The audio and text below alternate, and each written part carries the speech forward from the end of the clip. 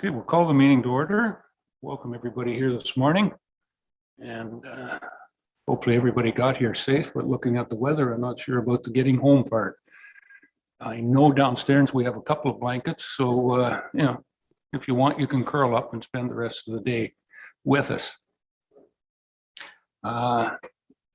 In jest, if you could please rise and we'll take a moment of reflection before we start the meeting.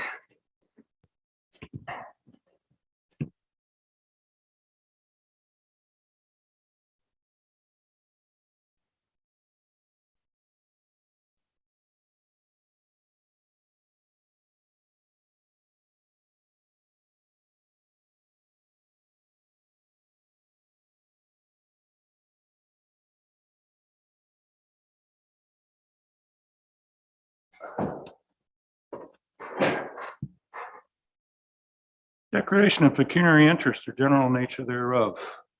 Does anyone have a declaration? Seeing none, if it becomes available or arises, I will be declaring a pecuniary interest on the one of the delegations that is here this morning, specifically the West Grey Durham Lions Club. Okay. Delegations. Oh, right. Yes, I keep forgetting to do that. Is it Cody today or is it Sheila? Got one or two of them over there. Cody, give us the virtual aspects. Thank you. And through you, if at any point you get disconnected, you can dial 1-647-558-0588 and enter the meeting ID for this meeting, which is 891-5626-2480. Both members of council and staff have been briefed on the various features of the Zoom meeting software and will be raising their hands physically to speak. If you require any technical assistance for the duration of the meeting, you can send a chat message to Sheila Ferguson and she will attempt to assist you. It should be noted for members of the public that this meeting is being held across two locations, both the Zoom meeting platform as well as being live streamed on YouTube. Public participation, if any, must be done through the Zoom meeting platform and cannot be done through YouTube at this time. Thank you. Thank you, Cody. Okay, well, that does get us down to delegations. Thank you for keeping me on track, Jamie. We have here, are they doing it? They're doing it by Zoom, virtual, and are they on there? Okay, we have a presentation from Alder Goss and Pelvis Hawkins, climate change project officers, that we did a consulting project for the municipality. And if they are on the screen as I speak. Good morning, gentlemen. Good morning. Good morning. You've been introduced as well as I can. This is my first time meeting both gentlemen, so with no further, I'm going to turn it over to you for your presentation for us this morning, sirs. Thank you. Whoever wants to start first, go ahead. Thank you. I believe there's a slide deck that will be shared on our behalf. Thank you. Okay, fantastic. As was introduced already, my name is Pelvis Hawkins and I'm joined by my colleague Adler Gross. We work with ICLEI Canada and we're part of the consulting group that helped to develop this climate change action plan for West Grey. Next slide, please. So our agenda today is as follows. I'll be briefly explaining what a climate change action plan is. Also go over the plan development process.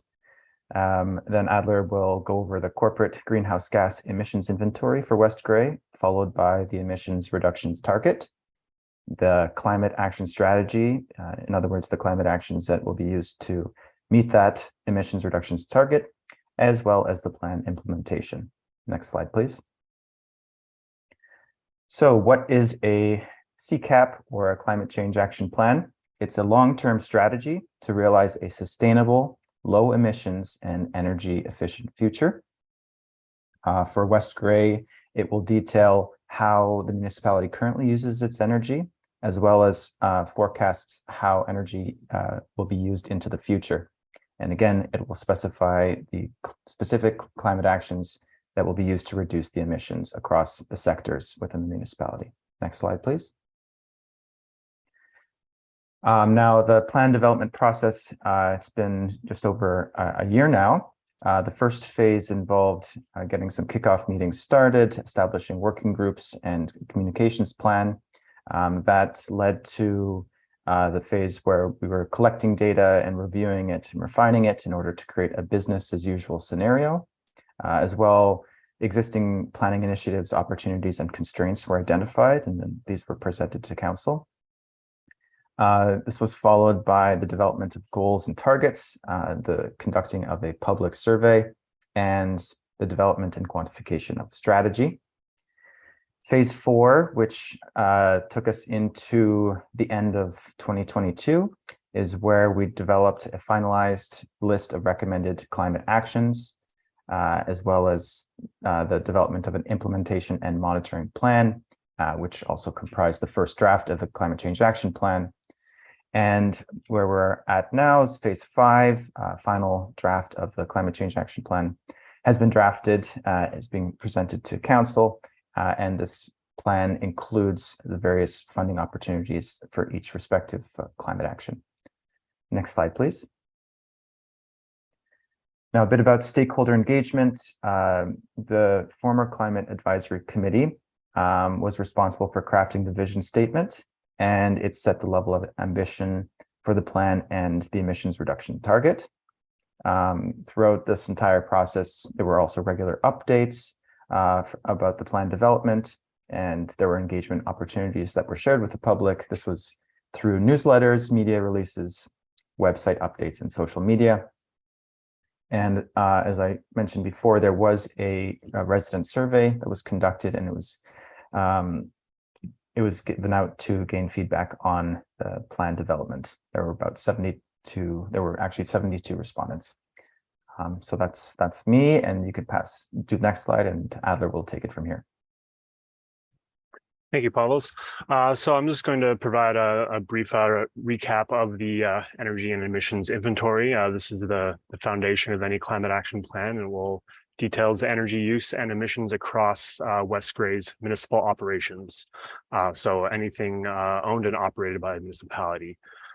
So as you can see in the charts here, the buildings and fleet sectors were the largest contributors to energy consumption, costs, and emissions. The primary drivers of these emissions were diesel use for trucks and other off-road construction equipment, as well as natural gas for building heating. It's also good to highlight the landfill waste emissions as well. These are a shared responsibility between the community and the municipality. So they're not included in the final totals of the emissions, but we will get into that as we get into the climate action strategies. Next slide, please. Next, the business as usual projection, as Pavlos mentioned, projects energy use and emissions and energy costs into the future, assuming that no additional action is taken to reduce energy or emissions. So this also takes into account the increasing energy efficiency of buildings and vehicles over time. So you can see it's not a very steep increase, but it still is rising if nothing is done to mitigate this. Next slide, please. Next is the emissions pathway we developed. So this is the pathway to the climate action reduction targets. And this is the based on the modeling we conducted on the climate reduction, GHG reduction potential of each action in the plan. And we've developed 15 climate actions to reach these goals here. So this gives you an idea of the overall trajectory of the emissions, where they need to go to reach the climate targets. Next slide will be the climate targets here. So the proposed targets are 40% reduction by 2030 and then net zero greenhouse gas emissions by 2050. And this kind of aligns with what many other municipalities are doing, and as well as the at the federal level and the international consensus that we need to reach net zero greenhouse gas emissions by 2050. So as you can see in the previous graph, the modeled reductions achieved an 86% reduction by 2050. So there still is a little bit of a gap there, and that is quite normal. That last little bit of emissions will need to be offset either through things like nature-based solutions or renewable energy production that can generate offsets. Next slide, please. So I'm just going to take you briefly through some of the highlights of each of the different sectors, this actions in each of the sectors. So the vehicle and fleet equipment being the largest source of emissions. This is the first one we're presenting here. So this will be the primary action here will be to develop a green fleet plan.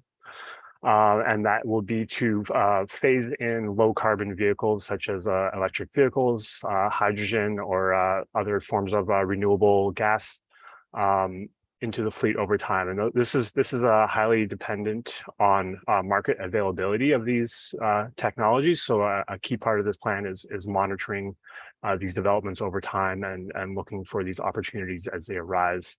And vehicles such as hydrogen vehicles will play a role in this as well, especially for the heavier duty vehicles. It also builds on the existing initiatives to install EV chargers across municipal parking lots and other buildings throughout the community. And as well, we'll seek to reduce emissions through improved fleet management practices, such as right sizing the fleet, route optimization, and encouraging reduction of commuting for municipal staff. Next slide, please. Buildings are the other really key sector. So the primary ways to reduce emissions and energy use here are to ensure that all new buildings are built to the highest energy efficiency standards. So we're not creating more emissions down the road than we need to. And next is to retrofit existing buildings to as much energy efficiency reduction as possible. So a key first step here would be to start applying for funding for community retrofit of the community center and ice rinks. There's a lot of funding and examples available for this, and this would not only provide significant energy cost savings, but also has the opportunity to improve the quality and overall indoor comfort of the facilities. Renewable energy also will play a role here. The current policy context limits the options for renewable energy. So this will be another one we'll need to monitor the opportunities as they arise. However, solar is currently the most feasible right now. And the plan outlines some recommendations for how solar can be integrated into West Grey's assets. Next slide, please. So the streetlight LED conversion has already taken place, which is fantastic. So the next step would be to look for opportunities to, if any new streetlights need to be built or replaced, to replace them with even more efficient solar streetlights, which also require less infrastructure to install. And the water and wastewater sector is actually the largest energy consumer in the municipal operations. However, its emissions are lower because it relies primarily on electricity, but significant energy savings can be achieved through improving these facilities. Anywhere between 30 and 50% energy reduction can be achieved through upgrading the mechanical equipment as well as process-related improvements. Next slide, please. And as we get into the solid waste sector, the emissions from the sector come from the breakdown of organic materials in the landfill, which release some methane gas over time, which is a highly potent greenhouse gas. So diverting organics from the landfill will be see the biggest impact here. As I mentioned before, solid waste is broken down into waste coming from municipally owned facilities, which we term operational waste, and emissions from the landfill overall. So on the municipal side, municipal waste can be reduced by establishing a corporate waste policy which can include things like banning single-use plastics or installing on-site composters or waste education for municipal staff. On the landfill side, this is where we get into the shared responsibility, where the community needs to also be encouraged and enabled to reduce the amount of waste going to the landfill. And we've outlined a few options in the plan to increase waste diversion through community events, through the potential establishment of reuse centers, and generally encouraging and enabling circular economy initiatives, right to repair, and such initiatives as that. So the last one here, the landfill gas capture. This can be tricky to implement, particularly with smaller landfills. So we'll be looking to monitor the viability of landfill gas capture going forward. Next slide, please.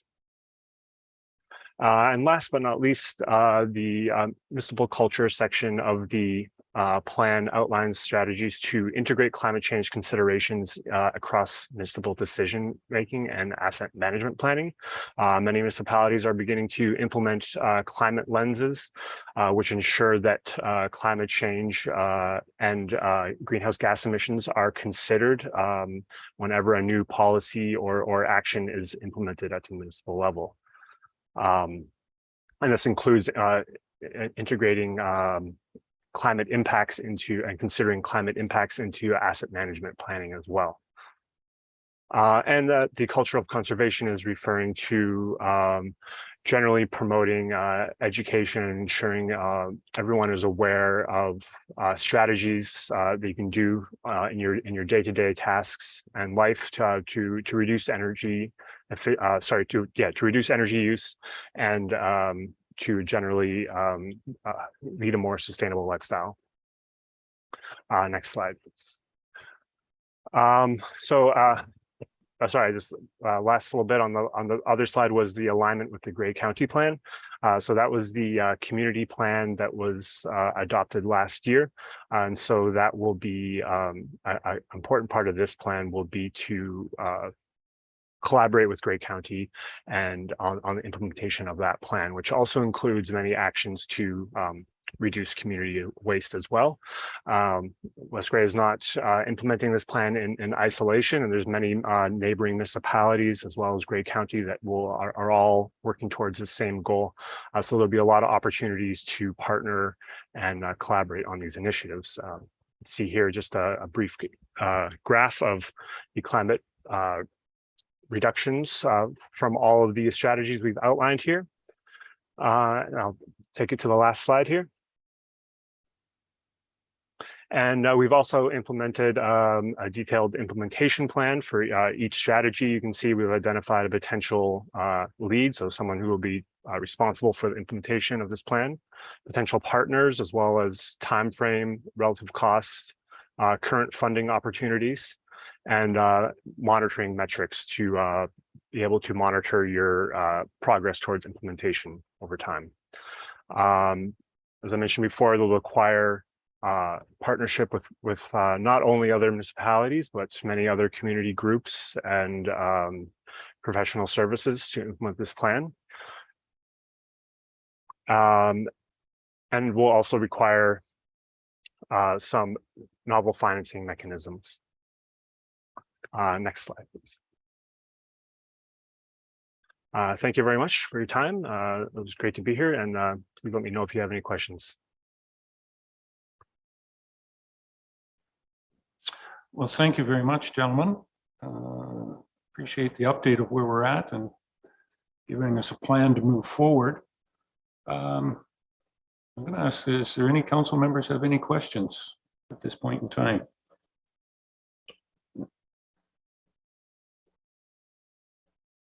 Nobody even wants to know where all the money's going to come from? Okay, well, we're good. Doug, Councillor Hutchison. Yeah, maybe not so much a question, but I just want to say thanks for the plan. I think it's a good plan. We're obviously in the early stages, and this is something that's going to be ongoing for a number of years. So just a couple of things that I noticed from that. The respondents from 72 respondents to the survey. I was a little disappointed in the turnout on that. Like that's when you look at I did a factoring based on the number of households. That's only like 2% of our population that actually had input on the plan, which I think going forward we need to do a bigger and better job on education, and I see that's part of the plan is to educate people about ways that we can conserve. So I think that's important. And there are some good ideas in here, like solar streetlights. I'd like to investigate that a bit more, and maybe one of our presentations this morning might even touch on that a little bit. But there are some good things in there, and I believe there are some grants available for us, like for example, upgrading our arena lights to LEDs, which I think we need to pursue that through a grant process. So yeah, so overall good plan, and I think it's a good starting point. And thank you for your time. Okay, anyone else? No? Well, again, thank you very much, gentlemen, and we appreciate your work, and hopefully you'll be able to be around for a little bit as we start implementing some of the strategies that you've laid out for us. We'll be looking towards you for some advice and mentoring on going forward and using your expertise. So greatly appreciated. And I'm not sure where you're situated, but have a good day, because the day here doesn't look that excellent outside in Grey County today. Thank you. Thank you. Thank you very much. Thank you. Okay. Now, our next presentation. We've got 3 delegations this morning, and our next one is Ms. Ratcliffe. Marion?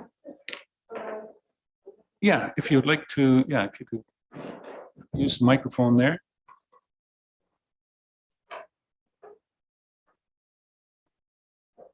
There you go. Okay, Yep. good. Excellent. Okay. Welcome this morning, Marion. Marion. Oh, there we go. Got my slideshow. And Okay. yeah, I think Sarah's got the slideshow up there. And get it where I can eyes. Okay. Greetings to Mayor Eccles, council, staff, and the listening public. My name is Marion Ratcliffe, and I am here today to present on the topic of dark sky protection. I titled this Bringing Back Dark Skies because we are losing them. Even in the 15 years I have lived here, the brightness of the Milky Way has decreased. And I challenge our older lifetime residents to remember the skies of their childhood compared to today. So what is, next slide, please. What is light pollution? That's any excessive, unnecessary light from artificial sources at night, generally described by 4 components: sky glow, light trespass, glare, and clutter. And those glow bombs, they're a serious offender. 60% of that light is wasted energy. So that's bad for your pocketbook. It's bad for the environment. It's bad for energy, greenhouse gas. Next slide, please.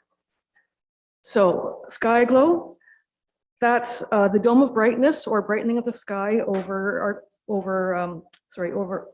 artificially lit areas. And you can see in this image the difference it makes when you take away the sky glow. Wouldn't you rather have that house on the right? The stars in the sky there.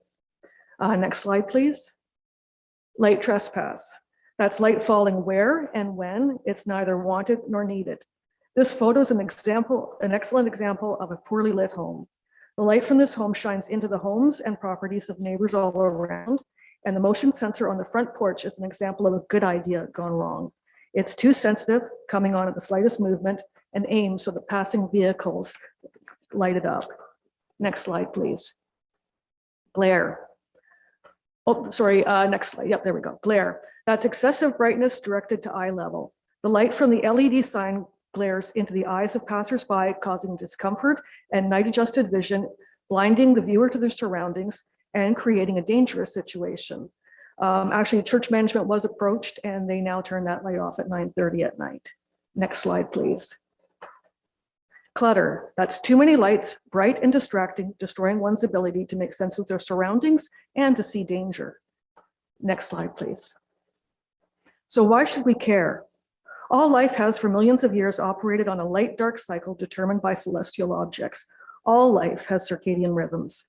Over the last 100 years or so, humans have been at a rapidly increasing rate, increasing our level of light pollution. A study released in January 2023 indicates that we are now seeing an increase of 7 to 10% per year. The introduction of the 4,000, 5,000K LED lighting over bright and with a high blue light content has further sped the rate of pollution increase. Animal and human health and welfare.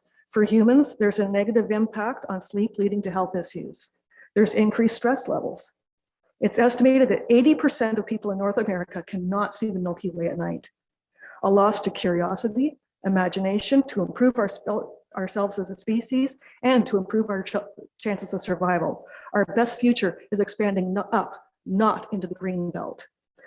Animals, all aspects of their life are attuned to the 24-hour, 365-day natural changes in light levels. Eating, hunting, mating, migration, all aspects. Life disrupts their natural activities and it denies them habitat.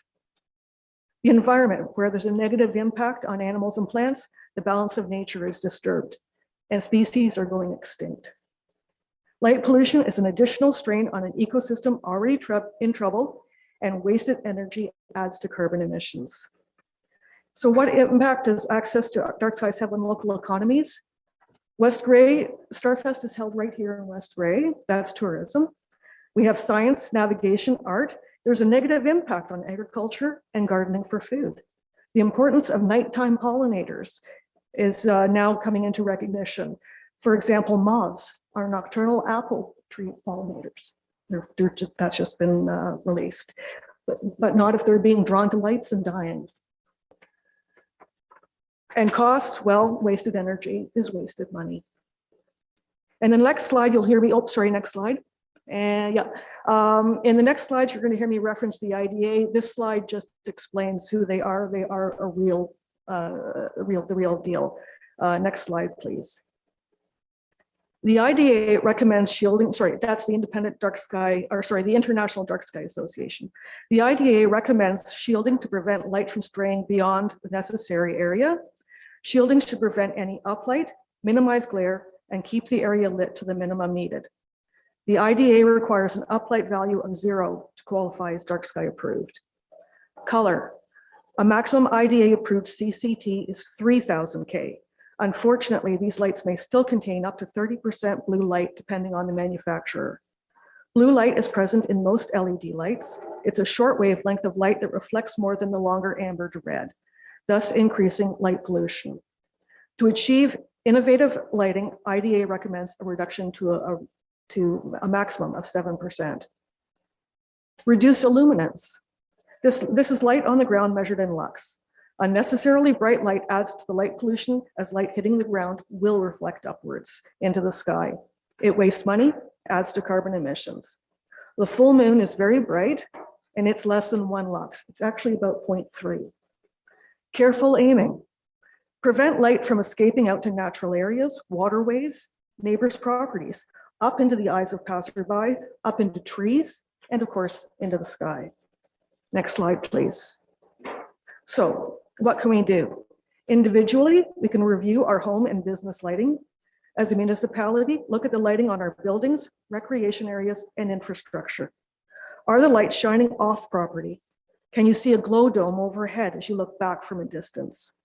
Add shielding, lower the heights, reduce wattage, change the color to amber or red, avoid blue, white, use timers, motion detectors, dimmers, shut them off when they're not in use. That's the simplest solution. Light only when and where and in the amount that's needed. If you don't have, and it doesn't have to be expensive. Something as simple as changing out white lights for yellow bug lights can reduce your impact. Consider using light colored material for pathways for better visibility in low light conditions. And will passive reflectors guide the way? Choose dark sky friendly lighting when building or upgrading, and speak up if you see an issue and advocate for dark sky friendly lighting in local projects. Next slide. And next slide, please. So we have had some successes. In 2015, West Grey formed the first Dark Sky Committee, and it was renewed in 2018 by the following council. In 2016, the West Grey Dark Sky Friendly Community Proclamation, Resolution 162-16 was passed.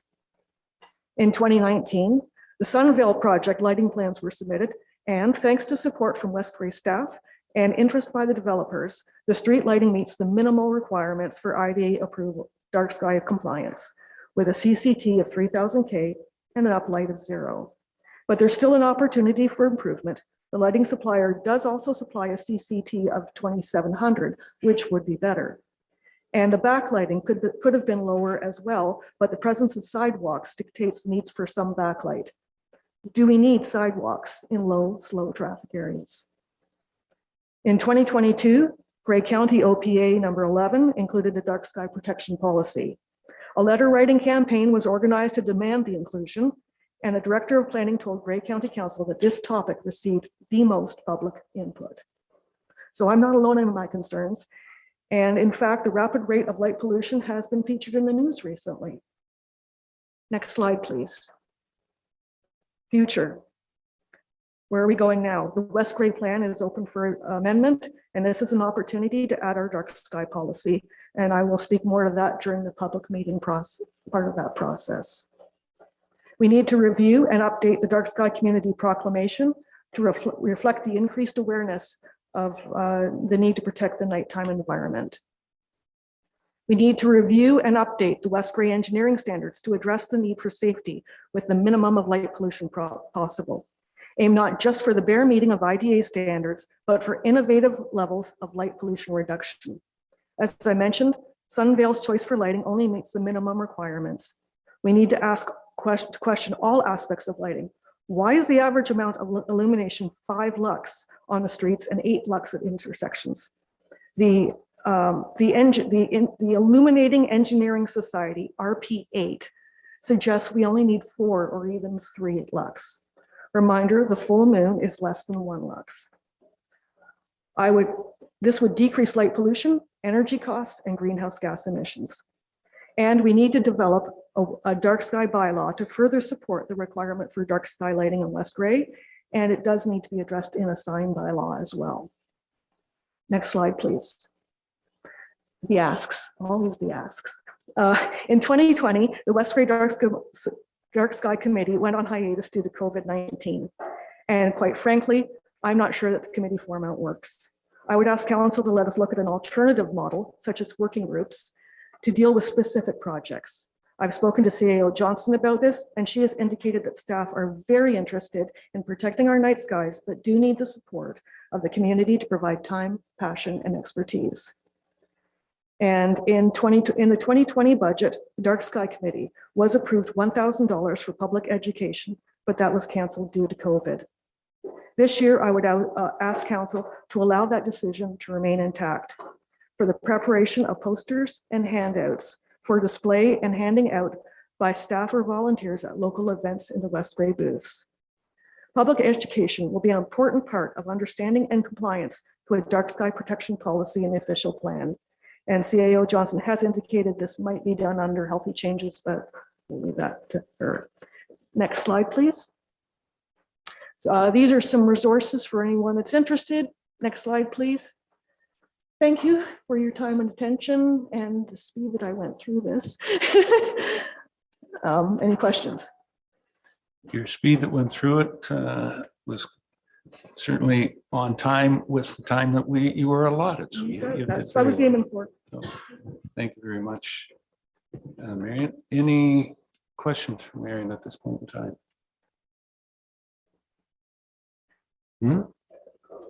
Well, questions or comments? Mr. Hutchison. Thank you, Marion, for your presentation. I know this is a passion for you.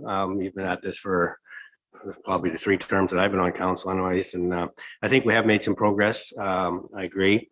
And I do think the secret right now is education.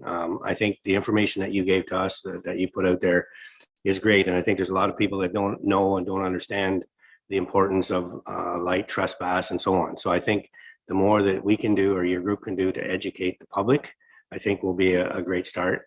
I think there's something that the municipality can do too, in terms of policy and whatnot. The challenge becomes when it comes enforcement. And I think given that we struggle with our bylaw enforcement, to try to enforce dark sky or lighting becomes even more of a challenge. But I think we can still work on trying to improve what we have. I like the idea of solar streetlights, and maybe in one of our new developments, we can pursue that, look at that. But yeah, I think there's lots of information there, and I think really getting that information out there, that would be a great start. Just because I think some people just don't know and don't understand the importance. So thank you for that, and hopefully we can continue moving forward. Thanks. Okay, thank you very much. Oh, sorry. One more question. Latecomer, Jeff. Yes, and sorry for being late this morning. And thanks for the presentation. That was great, very informative. So the committee we haven't re-established committees in this term of council yet. So you're happy with being reestablished as a working group instead of as a committee, but you're interested in continuing. I think the idea of having to have monthly meetings with, and I would actually rather, because that costs money. I would rather that the money, instead of having a committee, I'd rather the money go to the educational materials and the booth space and things like that. I think that, and just have us coming in as a working group to help prepare the posters, prepare those flyers. Most of that's easy. The IDA actually provides a lot of it free online. We just have to pay the printing costs.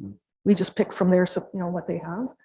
So putting the CAO on the spot, would this budget request be something that would come? It wouldn't come under grants to organizations because it'd be an internal working group. So would it come up in this current budget discussion? Through Mayor Eccles, and thank you, Councillor, for the question. Good morning, everyone. Yes, this would need to, we could add this to our February 14th budget deliberations. I'll speak with the treasurer. You're correct. It would not qualify for grants to organizations. It's an internal initiative with help from external members. Continuing to keep the CAO on the spot, we did have one brief conversation, and I'm not going to ask you for a response at this point, but it was indicated to me by a developer that our building standards might benefit from some sort of updating to a more contemporary level. So I know we have had a brief discussion about that. That's something that we might discuss again in the future. Thank you. Thanks, Marion. Very good. No, thank you very much, Mary. If you have sorry, before you get away, you can't get away apparently. Yeah. Yep. The light is shining on you.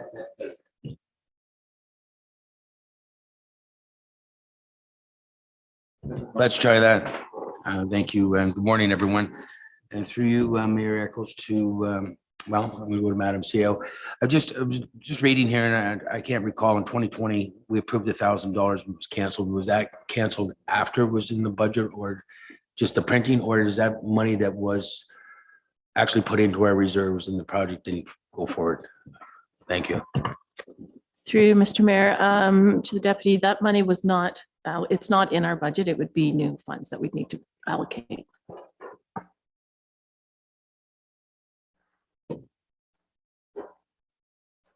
We gonna let Marion jump out of the chair now? Yep. Okay, again, thank you very much, Marion. And now we're down to the next delegation, which is the West Great Durham Lions Club. As I said, I'm declaring a conflict on this. I'm going to turn the chair over to the deputy mayor. Thank you, Mayor Eccles, and good morning. 4.3 is our next delegation. It's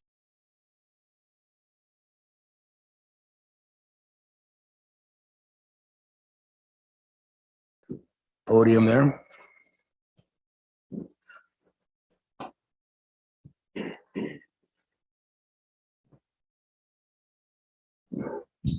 You just have to turn the mic on, please. Just the button right on the front of the screen there, the gray button.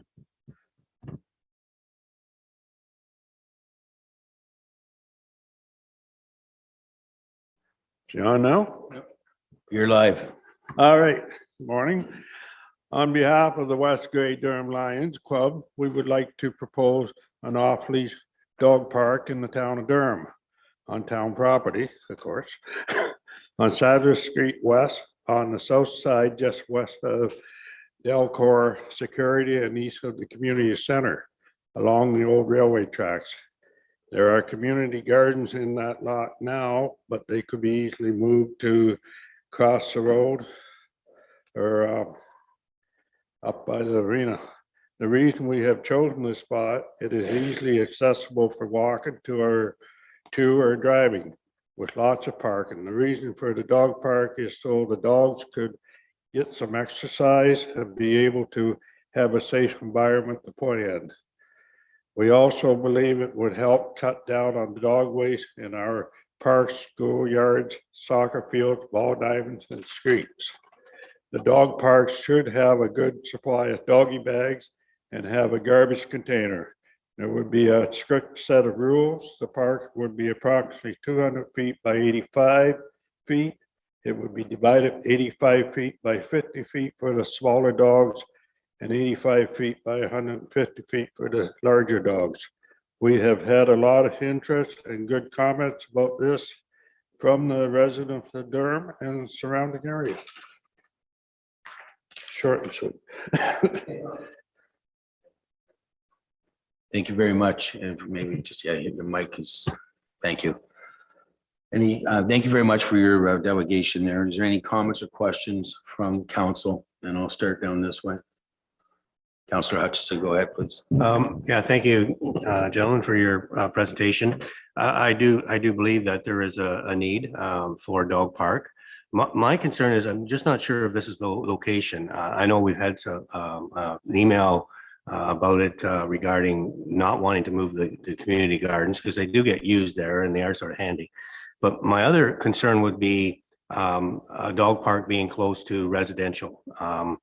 So my thoughts are maybe there's a better spot. First thought was on the west side of the arena, which right now is a huge pile of gravel that we're keeping for future projects. Or even, I know there are a lot of people that walk behind the arena, behind the third ball diamonds on that trail that goes around and back out in Sadler Street. Is there an opportunity to do something to the, it would be east of the third ball diamond, which is right now is they sort of used for parking and whatnot in that area, but there may be opportunity because I think we do have some land in there, an opportunity there.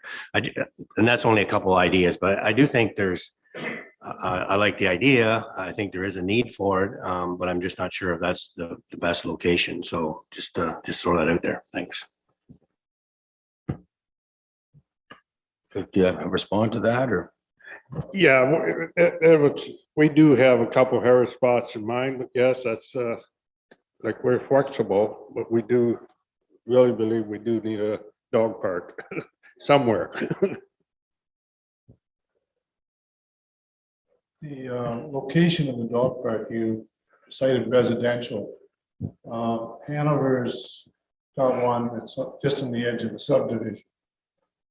Brussels has one, it's situated right downtown, about 75, 85 feet off the main street. So I don't think that's the real hang up with most people. Follow up, go ahead, please. Just my concern was sometimes you get like a lot of dogs go in there, you do get yapping and so on. So if it was near the residential, that might be a pushback. It might be a concern. I don't know. Like I thought because dogs do bark when they get free and whatnot. And so that could be an issue. But anyways, that's just one concern I have. Maybe it's not a big concern, but yeah, I know. Isn't Hanover's back behind the Catholic Center, Catholic office? The new subdivision coming in, is it? But right, okay. Because it used to be sort of isolated where it was, but now they've got development in there. So yeah, going around it. Okay, thanks. Okay, thank you. Okay, I'll go this way. Okay, Councillor Shea, go ahead, please. I think this is a great idea. I'd like to support this.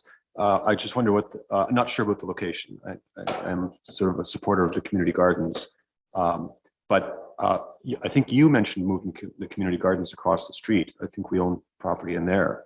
Maybe the dog park could go there. In any case, I'd like to support it in general. And the question would be to perhaps staff, how council would move this forward. Should we ask for staff to get involved and prepare a report on possible locations, or what would you recommend we do? Through Deputy Mayor and Councillor Shea, thanks for the question. I think the best way forward would be if council would like staff to investigate the potential of this project, give us direction to do that. And if I see an eventual memorandum of understanding coming back for council's consideration, just like we did with the club for the Heritage Park.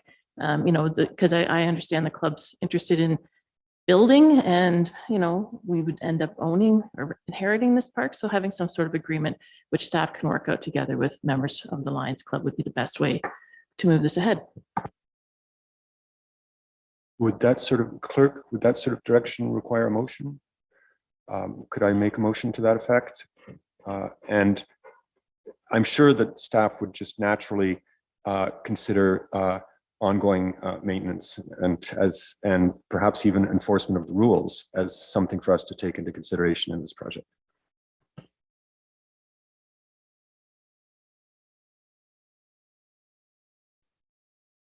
So I just wonder, clerk, if you could just read what the motion would be, then I'll get a seconder, because if you don't mind, please.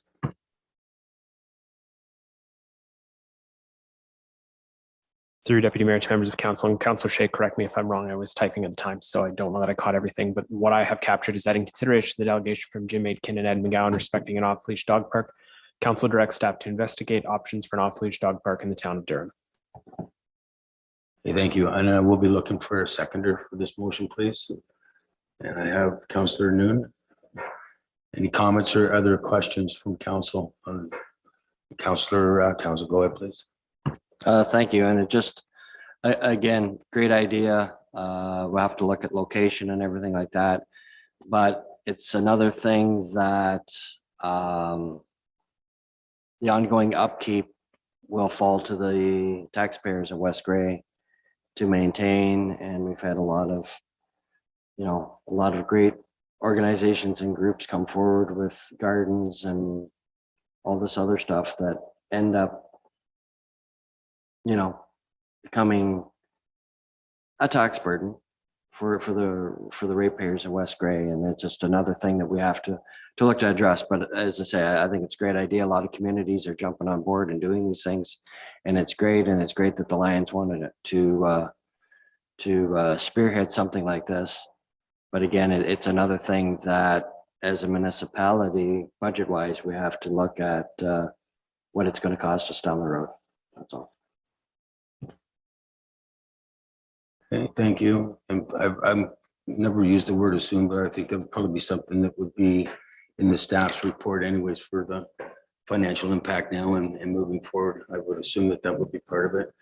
Any other comments or questions down this way? Councillor Noonan, I see you down there, Councillor Hutchison. Oh, thank you. Just a suggestion that I'm a volunteer kind of person that has that drive. So I don't know, with staff's reporting, maybe there could be a little committee of interested people that want to use the dog park that would take turns, maybe kind of looking after the upkeep of the dog park with the doggy do and so on and so forth, that needs to be addressed, that that it is maintained well by the people using it. Thank you. Thank you. The comments or questions down this way. Sure. Councillor Hutchison, you're okay now? And there are comments or questions? We do have a motion on the floor. So we'll call the vote. All those in favor, raise your hand, please. I see all members of council in favor, none opposed, so that motion is carried. Okay, any other comments or questions on the delegation? Councillor Hutchison. Maybe just a question to the Lions group. We've had a presentation in the past about a splash pad. Are we still pursuing that, or is this in terms in change instead of the splash pad? That's a homecoming. I guess it's homecoming, but the Lions were involved in that too. The homecoming committee is having a meeting shortly to discuss their One moment, one moment there, Ryan, you can, go ahead, clerk. Through Deputy Mayor, this item wasn't on the agenda, so really we shouldn't be talking about it at this time. Sorry to cut you off there, but just it has to be germane to our agenda for the public. Any other comments or questions to our delegations on this matter? Do you have any closing comments, gentlemen? On the dog park specifically? Well, basically, as far as the cleanup, the town is cutting the grass there now. So, and I believe the people that would use the park would make sure the area people cleaned up after the dogs. So I don't think there would be a whole lot of maintenance there, but a little bit. I think it would be a well-deserved project for Durham. One of the other things we're trying to accomplish is I don't know if you've been down to the Ball Diamond at the start of the year, but the amount of doggy doo that's sitting around the benches and on the field is basically, in my opinion, outrageous. It's not only that, it's maybe we can get rid of the stuff that's left on the main street by dog owners. So it's a two-faced thing. We want to improve the quality of life for some dogs, but also get rid of some stuff around town. Okay, well, thank you very much for your presentation today. I think I appreciate your vision, and we will move on in our today's agenda. And again, thank you very much for your time. So that'll move us on to item number 5, and we'll be looking for the mayor to come back into the meeting, please.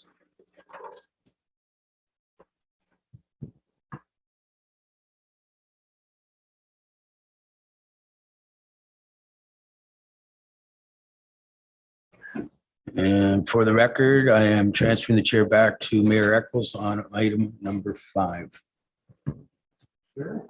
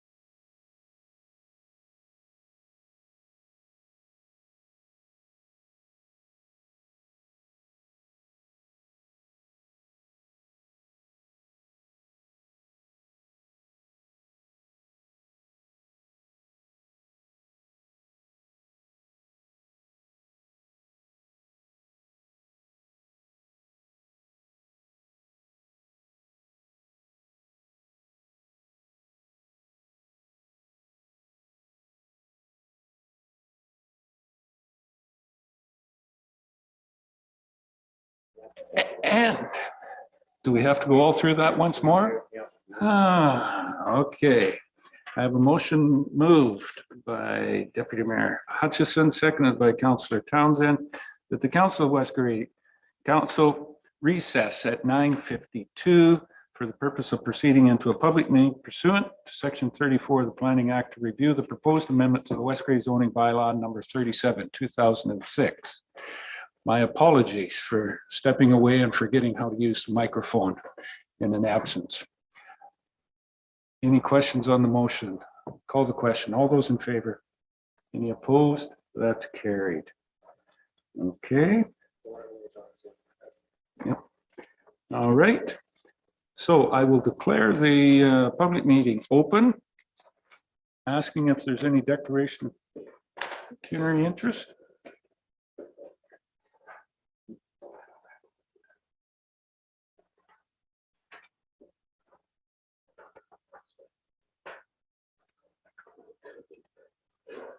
Oh, do we have to do that again?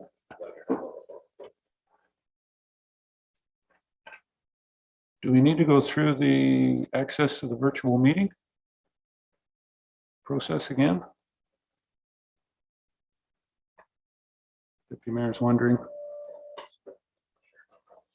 If you want to, if you can, Sheila, go ahead. Just It should be noted for this portion of the meeting, public participation must be done through the Zoom meeting software and cannot be done through the live stream on YouTube. For members of the public waiting to participate in this portion of the meeting, you may do so in one of two ways. The first being, if you joined us via phone line, you can press *9 to raise your hand, and that will let us know that you would like to speak. After speaking, or if you raised your hand in error, you can press *9 again to lower your hand. If you have joined us using the Zoom meeting software, you can either send a chat to Sheila Ferguson, Communications Coordinator, either stating that you would like to speak or that you would like a message read on your behalf for the record. You can also raise your hand, usually located in the bottom right-hand corner of your screen with a blue or yellow hand icon. Thank you, Sheila. Okay. We'll make the announcements on where we're going with this, as this is the first time we've gone through this with this council. I would like to remind everybody that the purpose of the public meeting is to receive input from the public. Every person who attends a statutory public meeting required under the Planning Act shall be given an opportunity to make a presentation in respect to the proposed bylaw, either in person or virtually. All submission materials from this application are available at the Westgrade Municipal Office during regular business hours. If a person or public body would otherwise have an ability to appeal the decision of the municipality of Westgrade to the Ontario Land Tribunal, but the person or public body does not make oral submissions at public meeting or make written submissions to the municipality of Westgrade before the zoning bylaw amendment is passed, the person or public body is not entitled to appeal the decision. If a person or public body does not make oral submissions at the public meeting or make written submissions to the municipality of Westgrade before the zoning bylaw amendment is passed, the person or public body may not be added as a party to the hearing of an appeal before the Ontario Land Tribunal, unless, in the opinion of the tribunal, there are reasonable grounds to do so. That is the legal requirements for the public meeting as such. And now, Legislative Director, Mr. Eckensweiler, you've got some comment. Thank you, Mayor Eccles. Notice of this public meeting was circulated to the prescribed persons and bodies and posted on the subject property and mailed to all properties within 120 meters of the subject property on January 10th, 2023. The comments that were received before the publishing of the agenda have been attached to the agenda. Anyone wishing to provide verbal comments at this public meeting is asked to sign the sign-in sheet located at the speaker's table.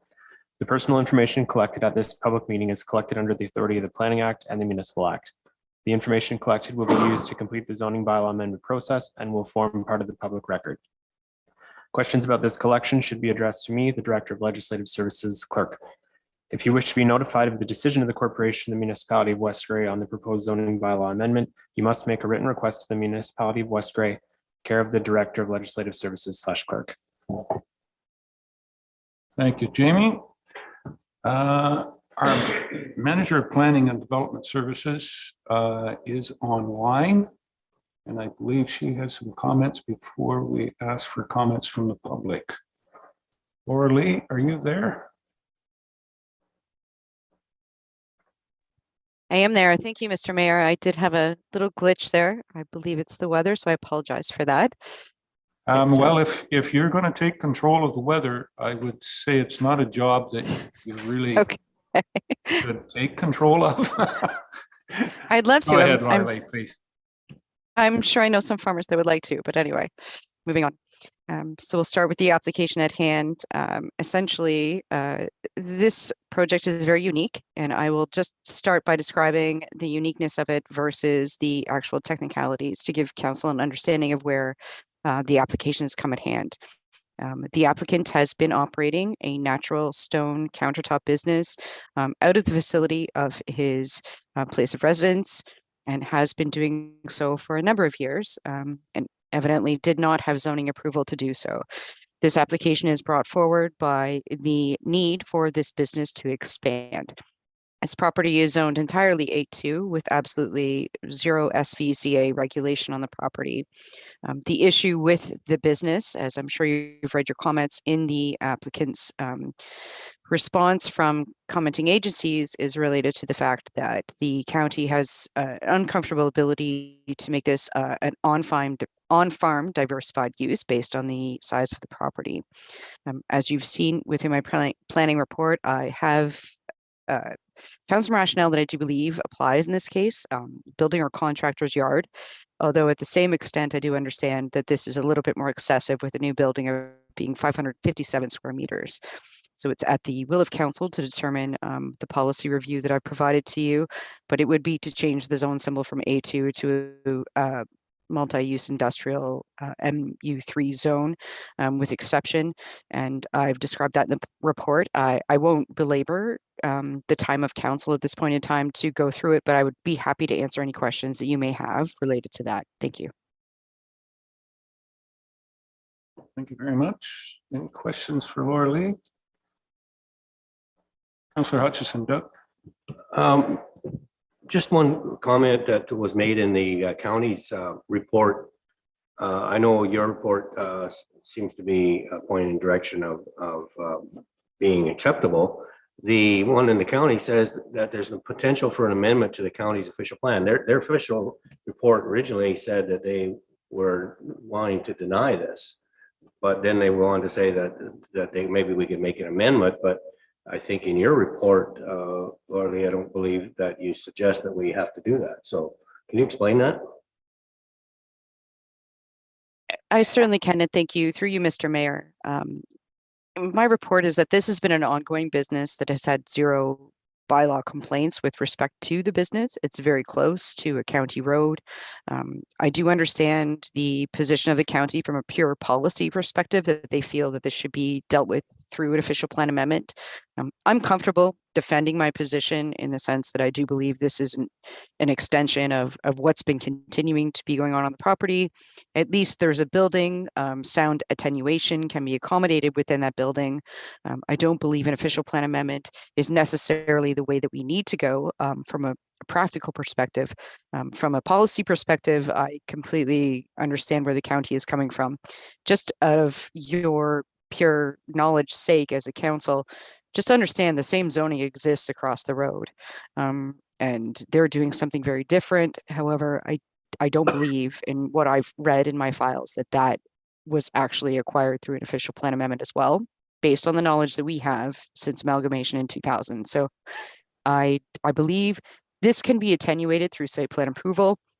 We can regulate the truck traffic and all of those things that come in and out. They are essentially doing the same thing they're doing right now. And I do believe this is, from an economic development perspective, this is something that the municipality can support. And I believe that we should support this business as a municipality. In addition, I believe that we can attenuate those planning issues through just a simple sound buffer, if there's additional landscaping required. If you drive by the property, which I hope most of you have had the chance to do, you don't see what the operation is from the road. You don't see it from adjacent properties as much as what an aerial photograph will perceive that you do. Thank you. Any further questions for Laura Lee? Before I open it up, I'll open it up to anyone from the public that wants to comment. Yeah, over there, Ray.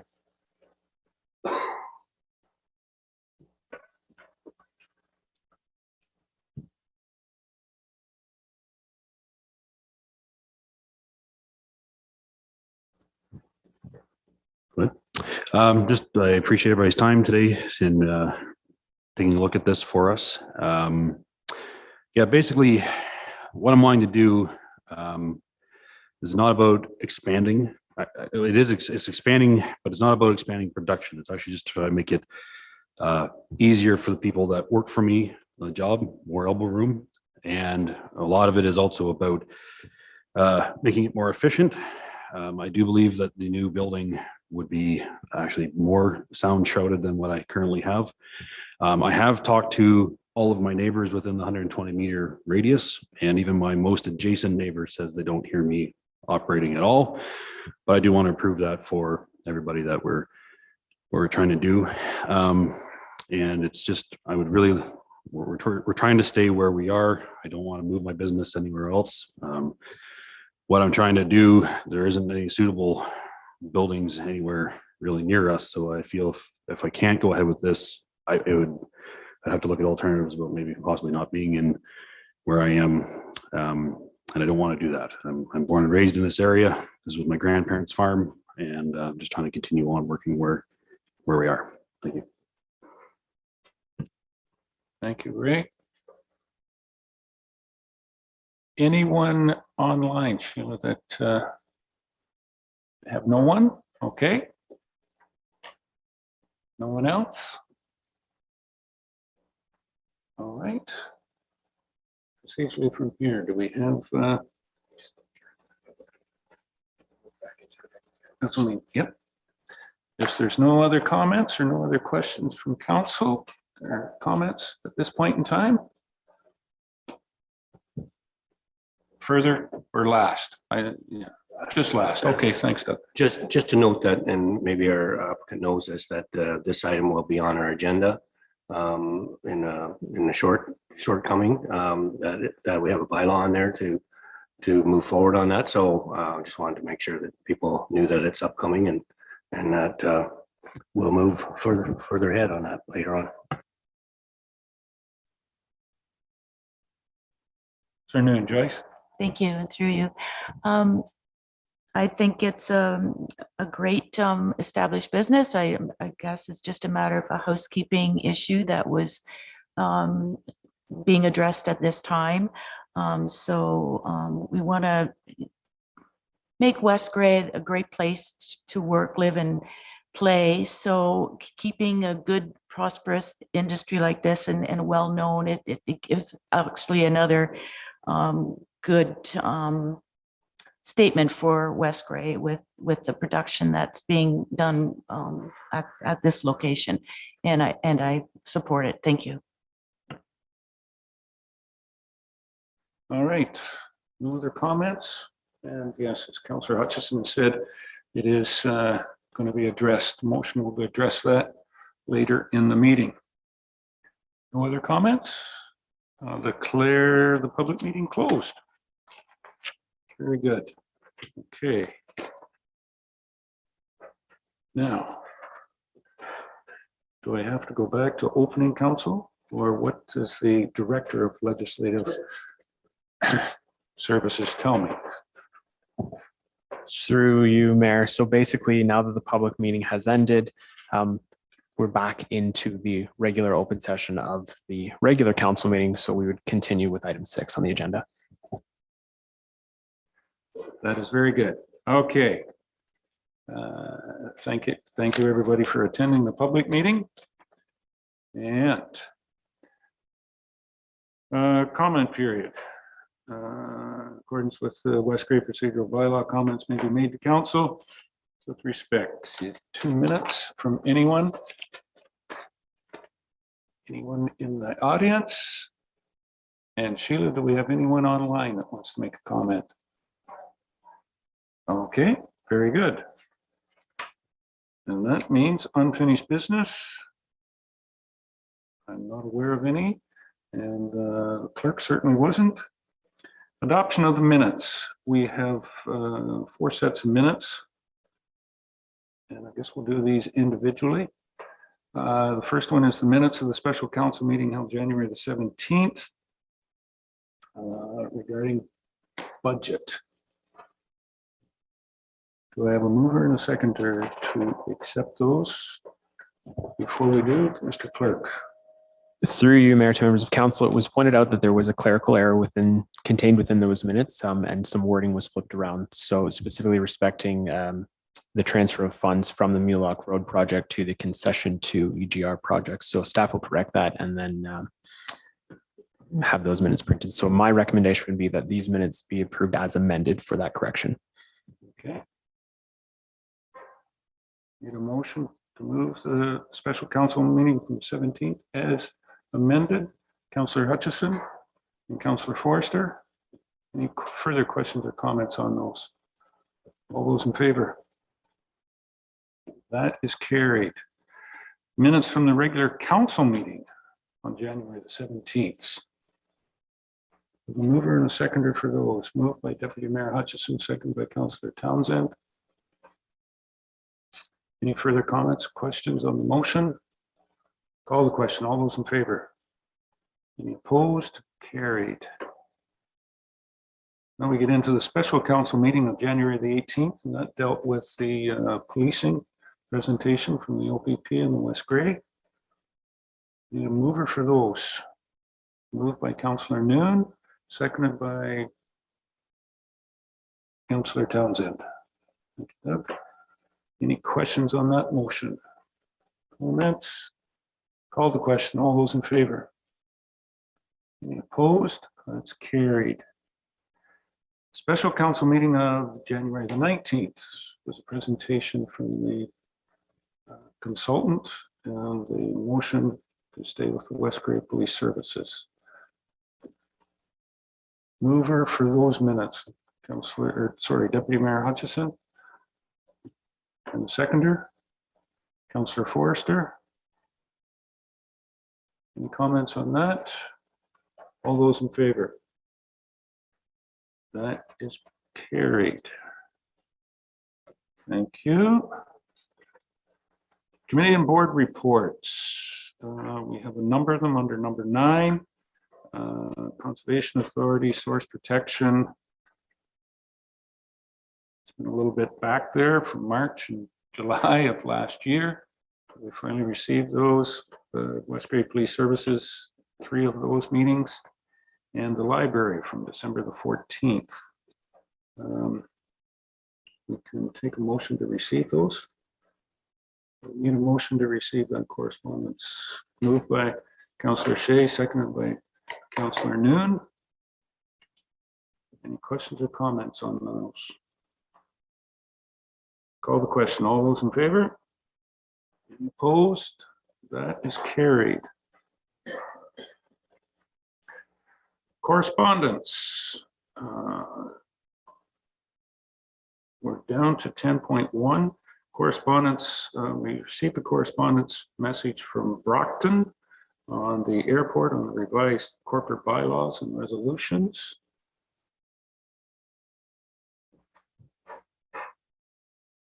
You want to make comment on this, Madam CEO? Yes, thank you, Mr. Mayor. For council members that may not be aware, this item was before the during the previous council term. And in April of 2022, we received a draft of the revised bylaws for the Saugeen Municipal Airport Corporation. I forwarded that for legal review, and those comments were returned in the spring of 2022. I do see some of those incorporated into this this new version. However, there's a couple of other questions that I have, and with council's indulgence, I would appreciate direction that I can resend this new version to the same lawyer for his review and comment. Okay. Any further comments on that? That's what the CEO is looking for. Councillor Shea. Yeah. I would move that. Okay. Motion moved by Councillor Shea that we ask legal for advice on, for advice on the bylaw for the Saugeen Municipal Airport. Seconder for that motion? Deputy Mayor Hutchison. Tom Jeffrey. Any further questions on that? I think this is very good advice to get that, because there are some things that just don't quite add up in there. And it's probably from a legal perspective, and I'm not going to say that I'm a legal mind. And the CEO said the same thing to me yesterday, that she would like to see the legal ease or a legal mind take a look at it. Okay, no further comments or questions. Tom, Deputy Mayor Hutchison. Thank you, Mayor Eccles. And I just will make a comment as the rep that I do support this going back out. This was, we did have legal because of the new rules and regulations in the province. So this was originally worked on by a legal firm, but I think an extra set of eyes and and just our own input on it, I fully support that. So just want to let you know that the actual commission did not draft up all these bylaws. It was processed by an actual legal or consultant. Thank you. Very good. Okay, nothing further. I'll call the question. All those in favor? Any opposed? That is carried. Okay. So that one's dealt with. And 10.2, we had other correspondence there, Jamie, that need a motion to receive. Have a motion to receive the rest of the other correspondence were there for information. Moved by Councillor Townsend, seconded by Councillor Noon. Any questions or comments on that motion? Councillor Hutchison, Doug?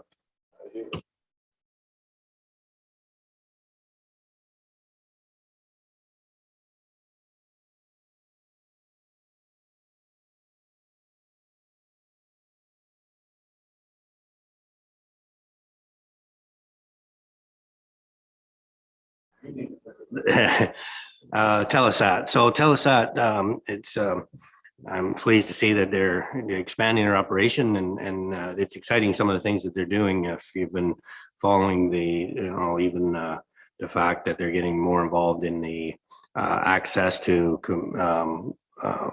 accessibility for computers and the internet.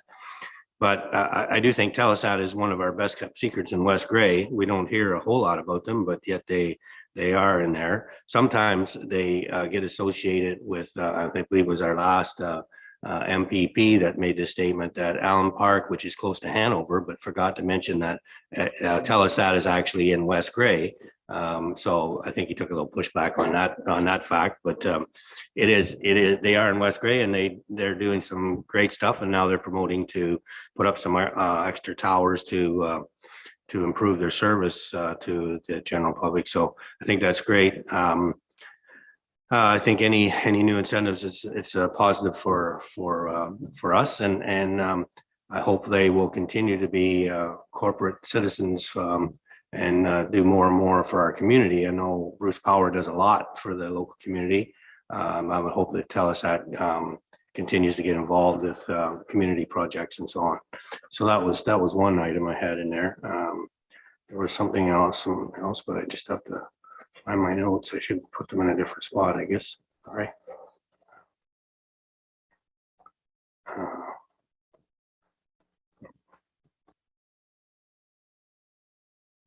Okay, mention that one. Sorry, that one.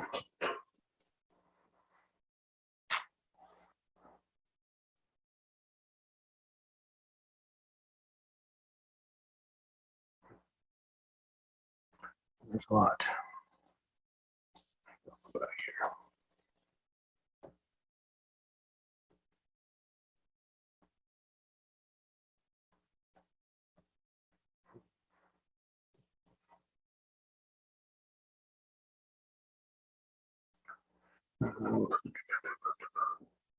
Okay, just a comment, and I think our planner has made a comment on that this afternoon there is a public meeting regarding proposed gravel pit in, I believe it's in Bentic, but we haven't received information on that, so there'll be more information coming forward to us in terms of what that looked like and where that's going and so on. But there is something this afternoon at Lamlash Hall regarding that, which we won't be available for because we'll be in our community adjustment planning.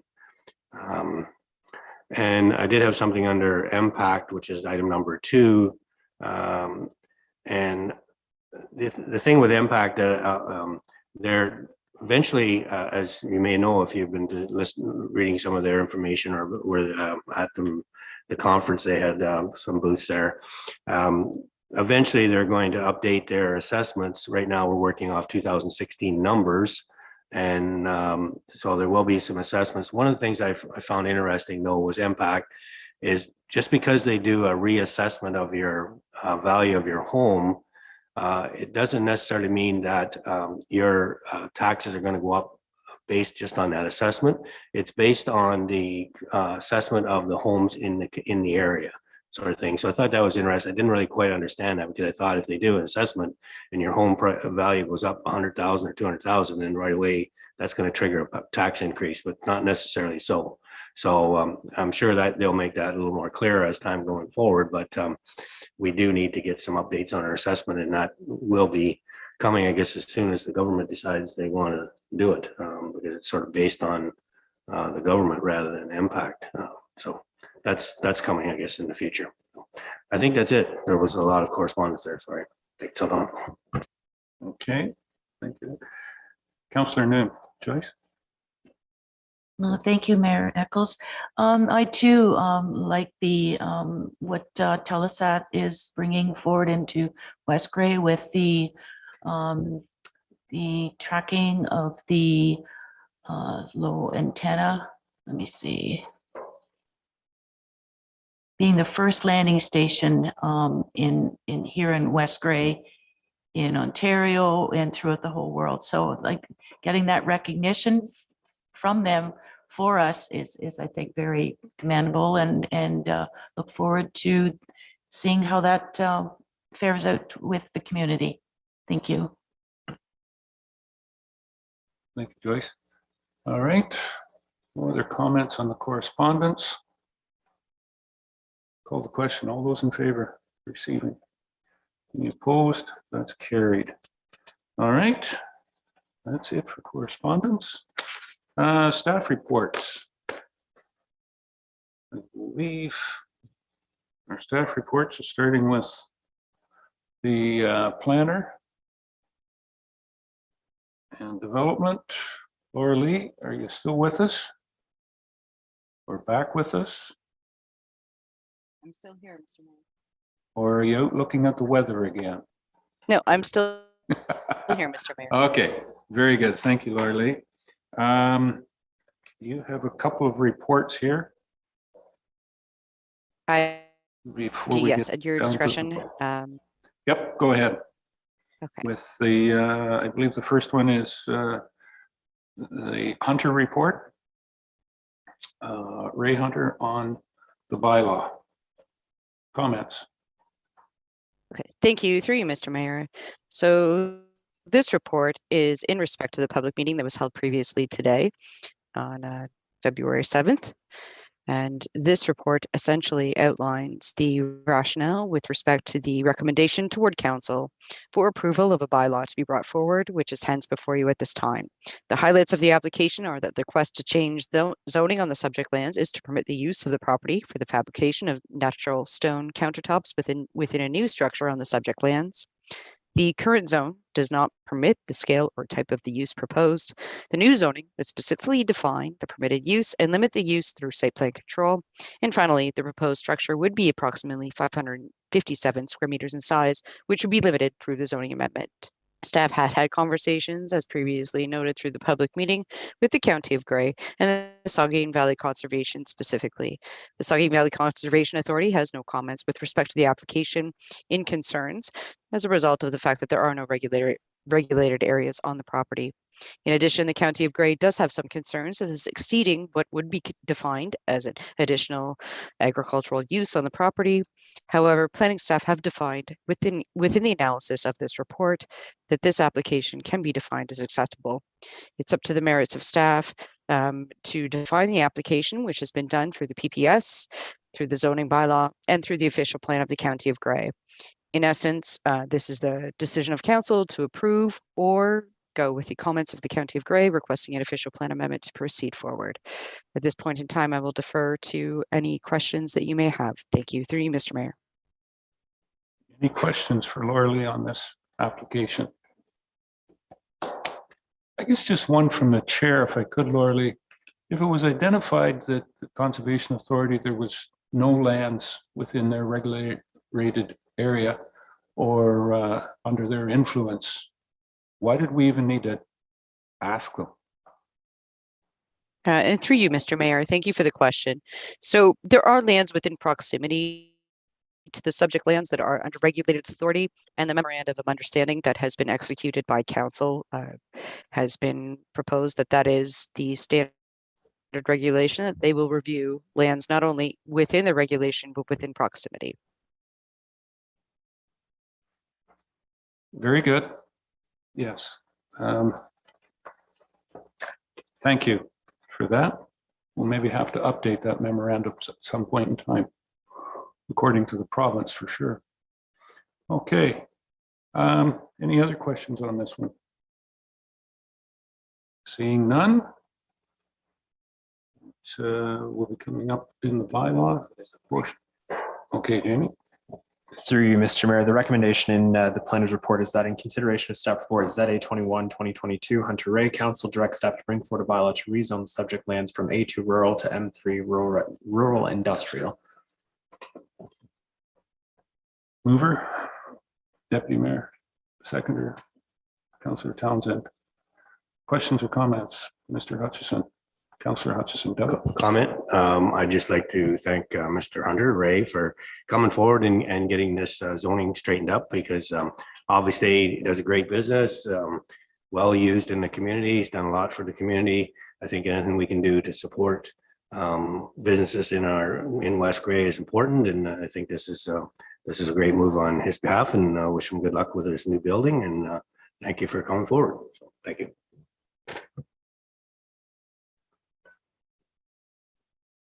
That advertisement? Excellent. Thanks, Doug.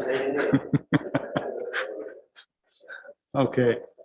Any, yes, just it is, and I think Councillor Noon explained it best. It's a housekeeping thing that we will come across some of these throughout the years, that things didn't kind of get written down the way that, or didn't get filed the way they should have. And this is just one of those aspects. Very good.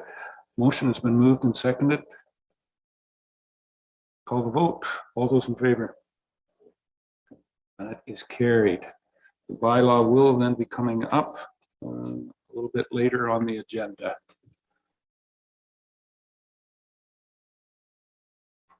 Down to the next one, Laura Lee, is one dealing with a property. I believe it's in Donnell. And there's a recommendation there, but I'll let Laura Lee present first. Laura Lee. Yes, thank you, and through you, Mr. Mayor. So the recommendation is that in consideration of staff report ZA 22-2022 Michalchuk Maria, the council directs staff to bring forward a bylaw to A, remove the holding provision on a portion of the subject lands, and to proceed with the assumption of a portion of concession 2 NDR. So the highlights of this report are that the request to remove the holding provision applied directly to file B18-2021, which I appreciate not everyone on council or committee at this time had the opportunity to review. The condition was to build a portion of concession 2 NDR to an acceptable municipal standard in order to have open and maintained frontage for a building permit to be granted to a lot. The Ministry of Transportation at that time was not willing to grant an application for an entrance off of Highway 6. Concession 2 NDR upgrades were required to provide open and maintained frontage, which was completed by the applicant at their own cost. The road has been constructed and inspected by Public Works, and the standard of construction has been reported to be acceptable to Public Works staff. The construction of the roadway was a sole requirement to remove this holding provision, as stated previously, and a bylaw to ratify the zoning is required. Bylaw is further ratified and required to assume a portion of the unopened and unmaintained road to the subject road properties and upgrades. This portion of the road will only be upgraded now by the municipality. As I understand it, that both of those bylaws are on the agenda, as I see, coming forward in future. This application has been before committee and council on different occasions for the zoning to permit the use after a consent was granted by provisional consent through committee of adjustment. This is the final portions of ratifying the end of their consent process. And if there's any questions, I'm really happy to advise further at this point, because it is a little bit complicated and there are some lapses in council knowledge of the application at hand. So thank you, and please advise. Okay. Any questions for Director Spencer at this point in time? Everybody seems to be up on it. Is a process that is regularly used on open road allowances. It's up to the developer to upgrade the road, and obviously that has happened here. So procedure going forward. All right. The recommendation that is in Laura Lee's report, the consideration of staff report ZA 22-2022. Maletchuk Maria, council directs staff to bring forward a bylaw to remove the holding provision on portion of the subject lands and to proceed with the assumption of a portion of concession to NDR. Okay, do we have a mover for that recommendation? Moved by Councillor Noon, seconded by Councillor Hutchison. Any further questions on that recommendation? Comment, Mr. Hutchison. Just a point of clarification, I guess. So this road is just north of Durham. It's a dead end road, goes off to the east, just about a half a mile north of Durham. According to the direction, they were to clear 100, I think it was 100 meters.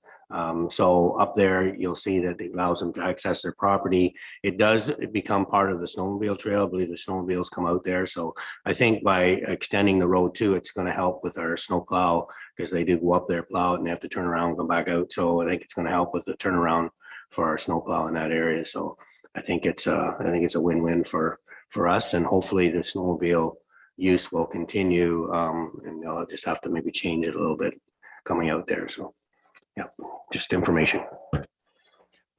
I'm not certain that the snowmobile trail certainly comes on the other end of it. I'm not sure just how far. It doesn't matter. Anyway, so yeah. I think there's enough room in there that they can both be comfortable. Okay. Any further comments on the recommendation? Call the question. All those in favor? Any opposed? That one is carried. Okay, Laura Lee, the third one. You're doing pretty good. You're 2 for 2. So number 3 coming up here, Laura Lee. Make a presentation on the Durham Meadows Road realignment. Through you, Mr. Mayor, I certainly will. I can appreciate that this report maybe isn't easily understood. So I will just be qualified in saying that it took a little bit of legal information for me to understand and determine what needed to happen here. So in layman's terms, I will give you the recommendation after I give you the layman's terms, if that's okay with you, Mr. Mayor, if I may. Please make some headway for it. Okay. So the plan of subdivision, if you look at original plans for the town of Durham, and you look at original plans that are continued and consistent within our official plan, there was a plan of subdivision under the pure legality review of what a plan of subdivision is under the act that came from I'm going purely off memory here, but 1851, I believe, to be correct. And as a result, it has to be taken away off the land. And what that means is that the municipality needs to dispose of those original road allowances. And I think you can see through the applicant's consultant, their report that states, and I completely concur, it didn't take into natural features, natural functions, the current day regime of what we would look at land use planning like. So those roads were running through wetlands, they were running through hazard lands, they were just a plan on a piece of paper, essentially. And I'm not saying that to be facetious, but I'm saying that they were just a cross-reference pattern that would continue in a gridiron pattern of traditional land use planning back in the day. However, with everything that is happening in this day, that is considered to be a plan of subdivision. So what has to happen is those original dotted roads that are existing on the plan and our official plan need to be removed. We need to dispose of them and declare them surplus. Essentially, that's the only way that a new plan of subdivision can be laid upon that property in a proper format that considers the natural heritage features and functions and all of those things that we consider now with stormwater management and far more intense density than when considered in the 1800s, so to speak. So I know it sounds complicated, but this is by virtue of the law and what needs to happen. It would be at the discretion of council whether they chose to pass a motion to support those lands being declared surplus and declare them surplus at a later time, or to declare the land surplus at this time. The reason for this request to come forward is because it is related to an impending plan of subdivision application that has had multitudes of pre-consultation on. We've yet to get to the point where we're at a draft plan approval stage or a formal application stage. So it would be the discretion of council and the will of council to determine whether they want to actually declare it by bylaw or pass a motion at this point in time. I'm really happy to try to provide some further clarification on this because I know it's not simple and straightforward, and I simply had to also try to figure that out myself through very old law. So I'm happy to describe further. Thank you.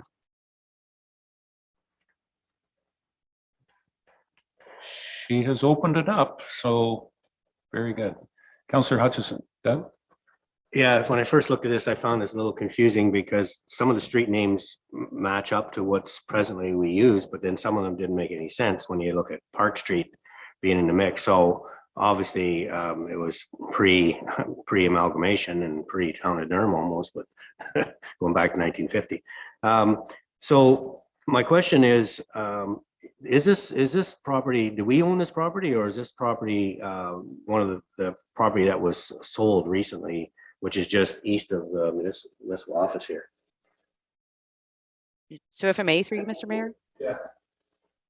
So Yes. the only portions of this property that are owned by the municipality are the road allowances. The property is privately owned. And the plan of subdivision is dating back to Plan 508 from 1851. So this isn't new, but the only portion of this that the municipality owns is those lines on a preconceived plan from 1851 that need to be removed in order for us to have an application come forward for a new development. So my next question is then, so we do sell off road allowances all the time. Are we looking at actually selling off road allowances? Or is this just a clerical thing where we clean it up and move forward, since the property is sold? And I don't know whether they would have even been aware of that when they bought the property, that there was a whole bunch of closed road allowances on it. So where are we with that? So if I may, through you, Mr. Mayor? Yes, please. Go ahead. They were never closed, they were never opened. So these are road allowances that are on a plan from, Plan 508 from 1851. They've never been opened, but they were defined and they are owned. I did do the legal background check. They are owned by PIN, by the municipality of West Grey. So the property in and around those old road allowances is owned by the developer. However, in order for them to create their plan and create the new roads, they need to either have the municipality sign on as a partner to develop the property, or have the municipality negotiate to say, like, look, we're willing to give it surplus and you give us the roads back that you create. It's the easiest way I can say that. Okay, thank you. Okay, Doug? And yes, I would think when they purchased the property, they absolutely should have known that those roads are there. They've been on the record for a long time. If not, I would suggest that they get a different lawyer to do their work, but no, it was very evident. Any other questions? Jeffrey, Councillor Shea. Thanks, Kevin. If we declare them surplus, I think there's a process that we need to go through to dispose of them. They have to be put on the open market, or does the neighboring landowner have a right to acquire it under different circumstances? Let you deal with that one, Arlie. If I may, and I will divert to the clerk if there's a different opinion, but if I may, through you, Mr. Mayor, essentially it's a block on a plan and they own both sides of the property. So if you review the disposal of land bylaw, there is no notification required because they are the opposing or the adjacent landowners. And I've got legal clarification to that effect. So there is no notification process required here at this point, unless the clerk feels there's a different method, which we need to proceed with. Thank you. And I can see that the clerk is ready to push the button and make comments. So this is good. Go ahead, Jane. Through mayor to council, I concur with the planner's comments on that matter.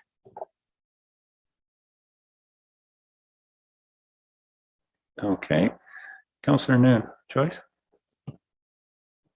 I know of two properties that are back in this location, but they access their property of Durham Road West. Now, if we were to declare these roads as surplus, being their properties are recognized on their legal with these road identifications, would there be any impact down the road with that access, the way it's set up now? Because I know they had to get civic numbers reflecting off of Durham Road West just for 911 purposes. I was just kind of wondering some clarification on that matter. Thank you. Laurie? If I may, through you, Mr. Mayor, absolutely. They've essentially entered into a non-service agreement for those properties. They are landlocked. Those are unopened and unmaintained road allowances, which do not impact the property at question at hand.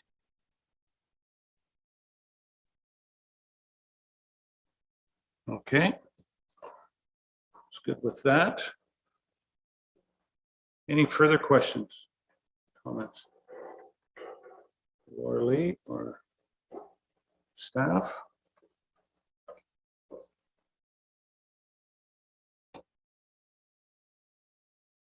Laurie's got a suggested recommendation here that the consideration of staff report Durham Meadows Road realignment, council directs staff to bring forward a bylaw to declare the old road system surplus in order to accommodate a road configuration related to a pending plan of subdivision application. Do you have anybody that wants to move that? Councillor Hutchison? Seconder, Councillor Noon. Further questions or comments? Councillor Shea. Jeff? This, Laurie, these lands which are currently ours, these road allowances, do you know how they are considered by Saugeen Valley? Are they considered wetlands or? And through you, Mr. Mayor, to answer the question, very simply, the road configuration absolutely goes through what would now be defined as hazard, and certainly not a consideration in 1851. But 75% of that configuration results. If you look at the plan provided by the applicant's consultant, or the consultant for the potential applicant, as I should say, that map is very clearly defines that they're trying to escape those hazard areas. But there's significant issues with respect to dealing with the natural hazards of today and the natural heritage features than there were, back in 1851 when it was a grid pattern. I'm happy to elaborate further, but that's the best that I think I can keep it in the simplest of terms. You mentioned, Laurie, that if I looked at the proposed plan or the plan under discussion, am I able to look at that? I just realized as I was looking through the agenda through you, Mr. Mayor, that this was not provided as part of the agenda package. However, if I may, I can have this shared on screen. I do know that Sheila has a copy of it to share if that's the requirement.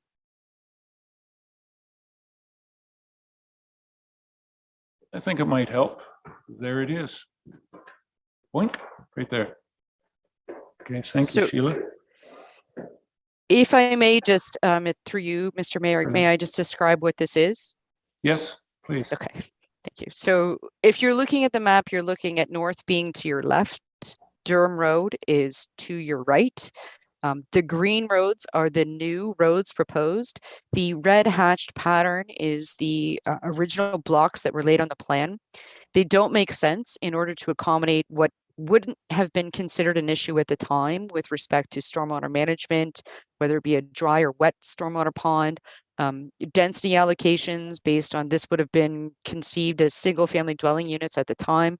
It no longer is that conception anymore. So essentially at this point, this is the best road configuration to provide the developer their best foot going forward. But you can see clearly it would be great if they could have, utilized some of the old road allowances and not had to deviate so far from the plan. But they had to deviate as a result of, current legislation in place and considerations for natural hazards and heritage features.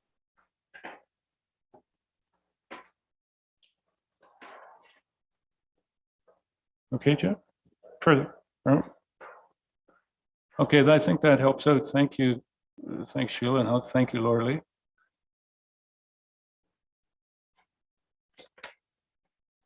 So if I can bring it to a synopsis, Laura Lee has given us a recommendation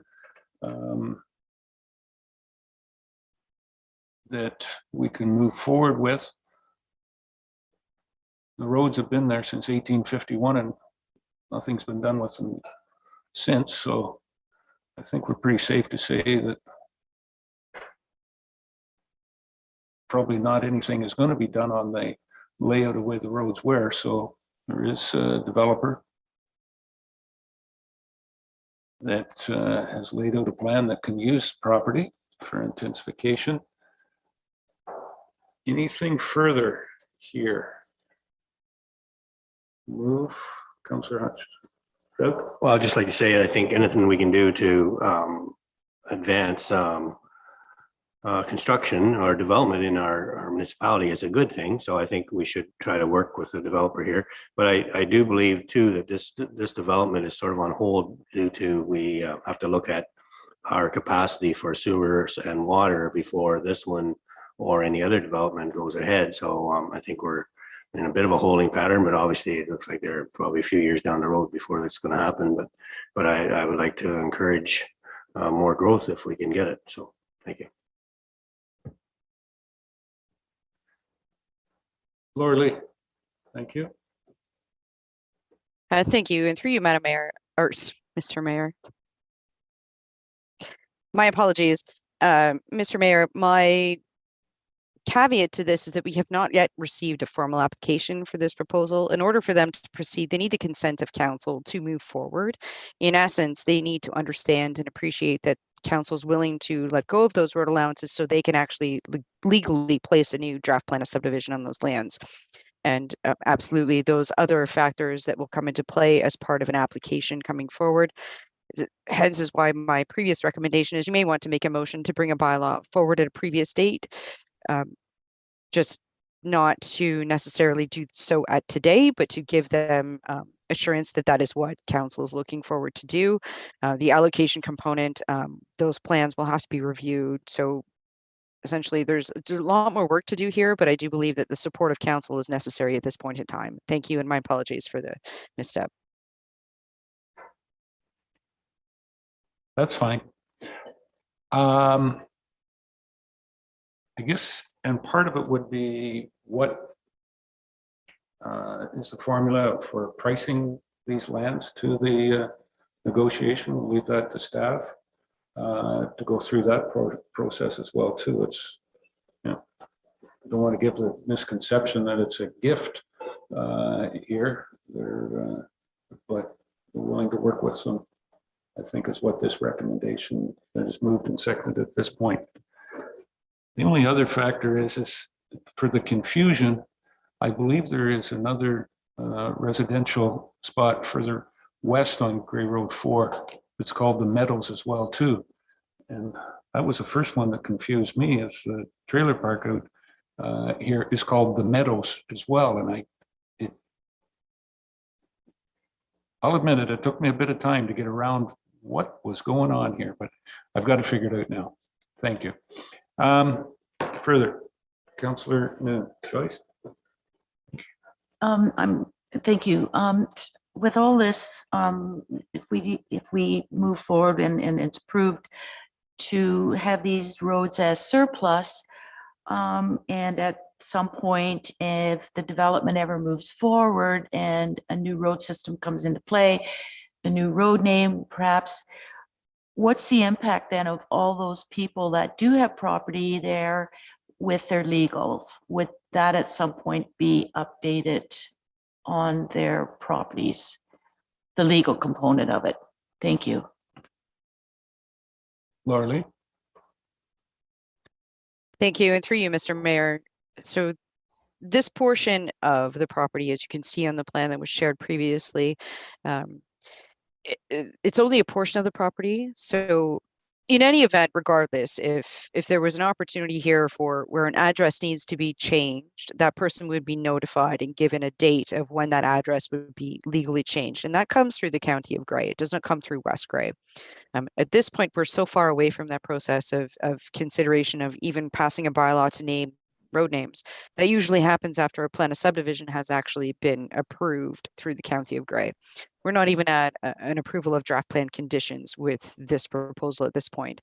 Hence, my recommendation previously is that this council may be showing a motion to agree to have some discussions about the release of the roadways to put the condition on it. I mean, this is kind of imperative.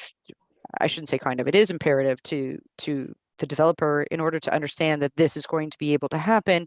If the municipality is strict and difficult on keeping those road allowances that, quite frankly, from a planning perspective, don't serve any purpose, then there is no point for that developer to go forward. So I think the question here at hand is, are we willing to negotiate as a municipality with that developer to say that these roads can in future be negotiated? The minutia of whether or not that cannot be perceived as bonusing, it needs to be done in a very legal manner in public. I think at this point, it's a support to enter into a discussion. Okay. All right. Let's see any more questions. And take a vote on the motion that's on the floor. All those in favor? Any opposed? That is carried. Okay. I am correct. That's it for your reports. Laura Lee, thank you very much for the time this morning. We've been sitting here. You're looking for a break? Yeah. I guess maybe I was able to take one earlier there when the presentations were, but the other 6 here. Probably we take a 10-minute recess there, and we'll be back at 11 o'clock. Good? Run quick.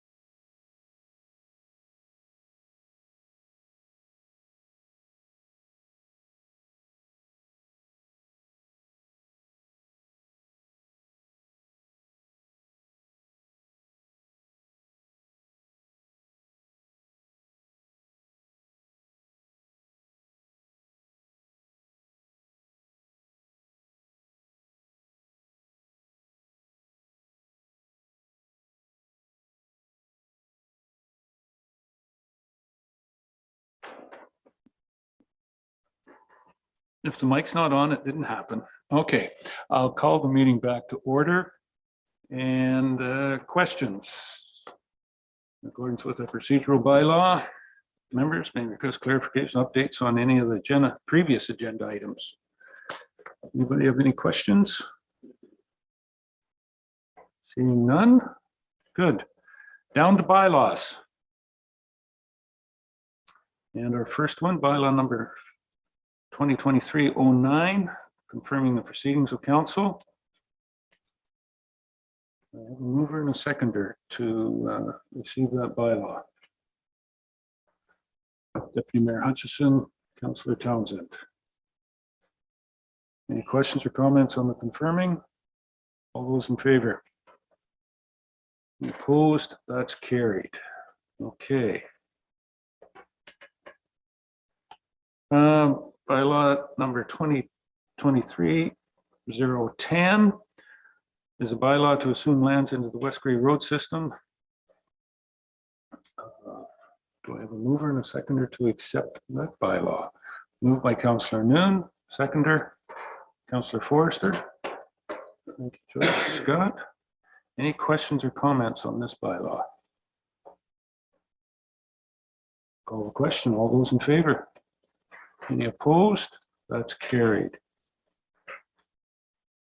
Bylaw number 2023-011 is one that was discussed and recommended from previous. Remove the holding provision on the,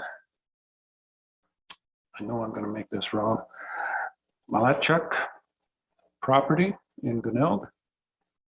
I have a mover and a seconder to move this bylaw to be approved. Moved by Councillor Hutchison, seconded.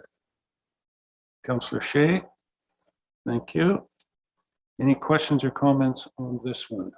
It's the one that we just recommended. Call the question. All those in favor? Any opposed? That is carried. Bylaw number 2023-012. Hunter is dealing with the zoning correction from 2006. This one is coming from the public meeting that we had earlier today. We have a motion to move this bylaw. Moved by Councillor Noon, seconded by Deputy Mayor Hutchison. Any further questions or comments on the bylaw itself? Seeing none, I'll call the question. All those in favor? Any opposed? That is carried. Bylaw number 2023-013, McEachran, being a bylaw to amend, again, our zoning bylaw from 2006. Do I have a mover and a seconder for this bylaw? Moved by Councillor Townsend, seconded by Councillor Noon. Any further comments on this one? Councillor Hutchison.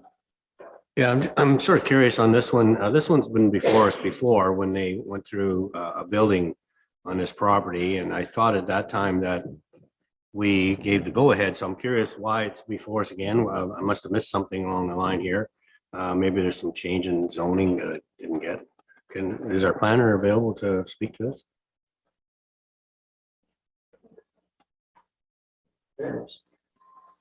Laura Lee, can you address Councillor Hutchison's question, please? Thank you. Yes, thank you. And through you, Mr. Mayor.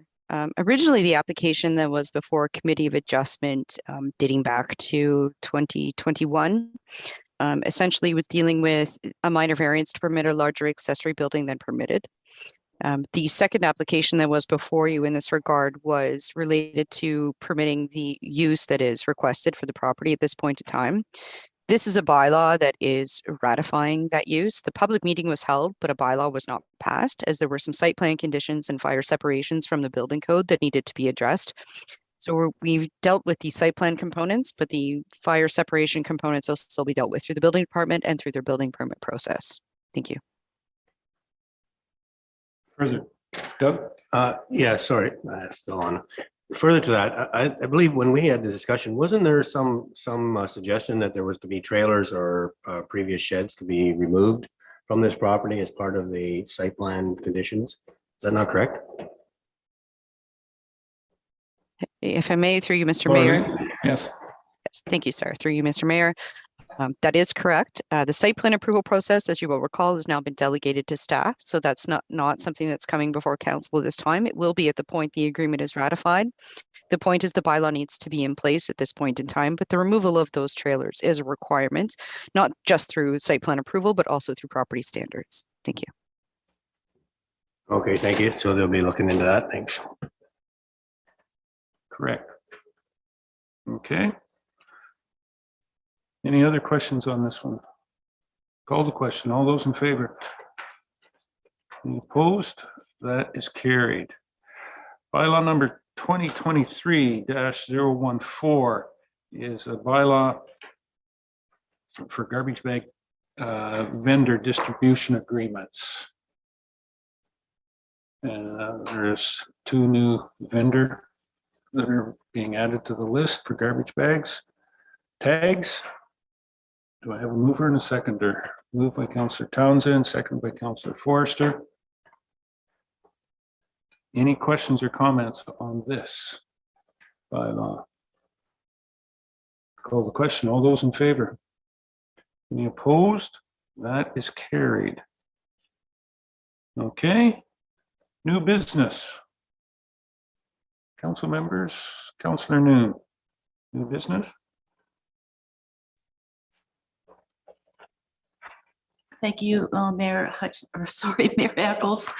I just wanted to say thank you for being able to attend the Roma conference this June through the 24th, Breaking New Ground.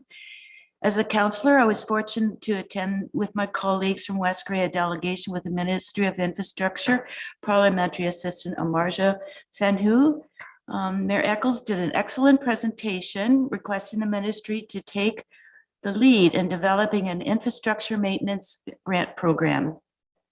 Throughout the conference, concurrent sessions were offered. I attended welcoming newcomers to rural Ontario, data-driven decision-making, understanding impact and the role in the property assessment and taxation system, supporting seniors in rural communities, investments and infrastructure, setting long-term return goals. Plenary programming was held in the Grand Ballroom for all elected delegates. Some of my highlights: opening keynote on Reconciled, Making Meaningful Change. Jesse Wendt, broadcaster, Indigenous advocate, and pop culture philosopher. Robin Jones, the chair of Roma, and they addressed several advocacy updates with rural opportunities, housing attainability, connectivity, and access to services. The Ministers Forum, the Bear Pen questions and answers, was a highlight I quite enjoyed. Initiative Ruling Housing and Homelessness Solutions. Also set up throughout the conference was the trade show with a variety of vendors, showcasing their services available to municipal government. I have a list of highlights, but one I really want to address was the food cycle science, the future of food waste, and I love their food cycle appliance. At some point, I think it'd be interesting to bring them to West Grey for that information. In attending my first conference, I had the opportunity to gather valuable resources that I was not familiar with, and fortunate to gain insight on how the represents rural Ontario. And just for a final tidbit, for information, the conference wrap up, unfortunately, myself nor my colleagues won the Air Canada draw. Thank you. Yes, our neighbor from Wellington County, Mr. Anderson, had the privilege of grabbing that from us. So congratulations to Dave Anderson, who is Wellington County Councillor for, I forget which ward it is, but Minto and Wellington North, I believe it is. Anyways, good for him. And yes, I share your excitement of being back to in person. And I think we had a good meeting with the parliamentary assistant.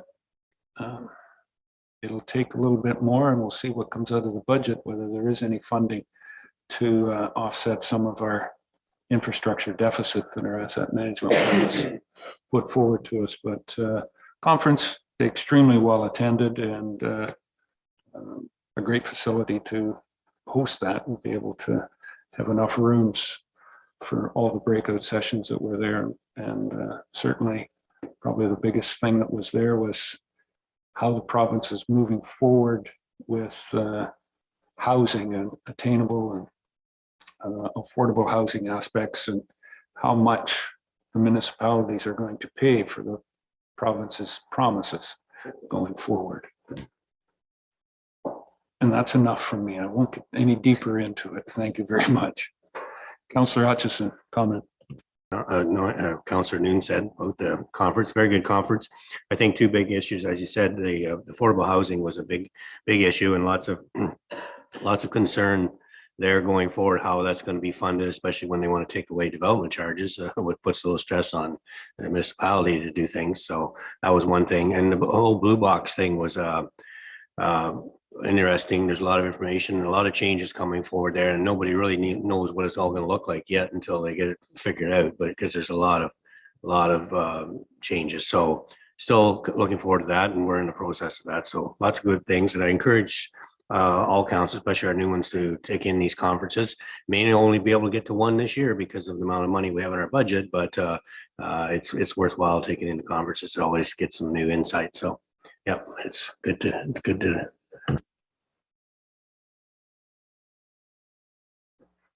Councillor Shea, Jeffrey. So we're talking about the conference. It's great. I thought we would probably do that under announcements rather than new business, but here we are. We got along to that. Yeah. It was great being there, and seeing and connecting with my colleagues on council, Doug and Joyce, and yourself, Kevin.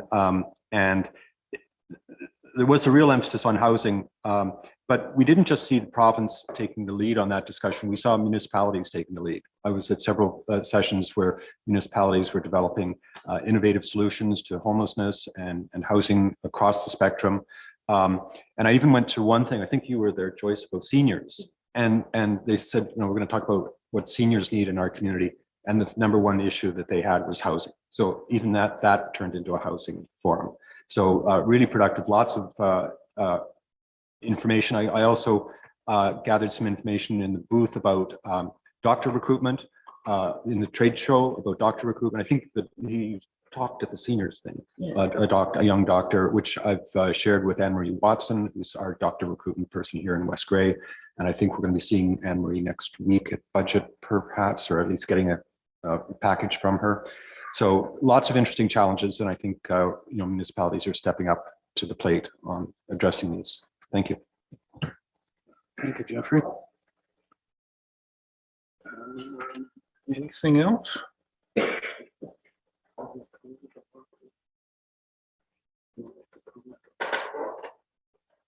Okay. One of the big things coming out, just wanted to make a comment from, as we're off a new business and we're down to announcements. Thank you, Jamie, for keeping me directing. The deputy mayor, your county council rep, and myself had an update of where, just for information, where Rockwood Terrace development is going. There was an article in the Sun-Times on Friday, that was last Thursday.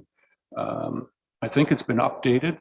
The Sun-Times kind of reported that it was in Mayor Paul McQueen's municipality, very close and whatnot, but they did correct it, that maybe it was in West Grey, and the mayor of West Grey was myself, which was interesting. Regardless, moving along, and it looks like the development will be, if not unique, but certainly outstanding in West Grey. And tender documents, hopefully the architectural designs and all the rest of that, working back and forth with West Grey on the servicing and road development that's going to take place. And the tender documents are hopefully out here by this spring, early summer. And we should be seeing work starting in 2023, somewhere in the fall to early fall, late fall of when that development is going to start. So just as an update, but very interesting. And towards senior living, there is 128 beds proposed and 24 retirement beds, retirement 20, yeah. Retirement, it's multi-use building, and there'd be 20 retirement assisted living type residents in the building as well too. 3 stories, and the 3rd story would be the retirement living is how it's designed as of right now before hitting that. So exciting times, and possibly one of the biggest projects that Grey County has entered into as far as cost-wise goes. Still to be determined on that. And I guess we'll see when the tenders not go out, but when they come back in, where the costs are going to end up on that project. So interesting stuff. Any other announcements? Deputy Mayor. Just a quick follow-up on that, Mayor Eccles. Hopefully this week, and I haven't, I'll be looking at that tonight, but hopefully that information on that meeting that we had last week will be all on the county, and we can get some of them, we can get that forwarded over here for council to have a look at it. This is quite a facility that they put together. And there's a lot of meetings behind the scenes that are, with the designers and whatnot that are obviously not for us to handle, but what did they say? They had 2 meetings alone just on door handles. So they are really, they're going way, way beyond what, to make sure they get it right, which I think is fantastic. So hopefully if the mayor and myself, we can track down that meeting we had, because there's lots of pictures and whatnot. So we'll get that update over to council. Thanks. Thank you.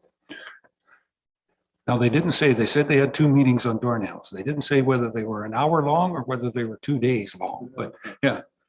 On hardware and whatnot was interesting down to the fine details that they've got on this project. Not quite there to start work yet, but we'll see it coming up shortly. Okay, any other announcements? Then I guess that's it for the open session. We do have a closed session. And at this point, we'll enter into that. The closed session portion of the meeting. Thank you very much. Jamie.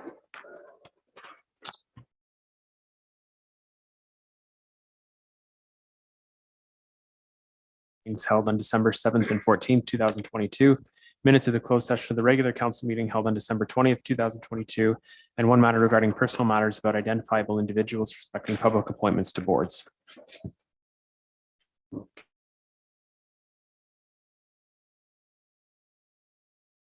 Shea, second by Councillor Forster. Thank you, Jeffrey. Scott. Oh, and staff to stay will be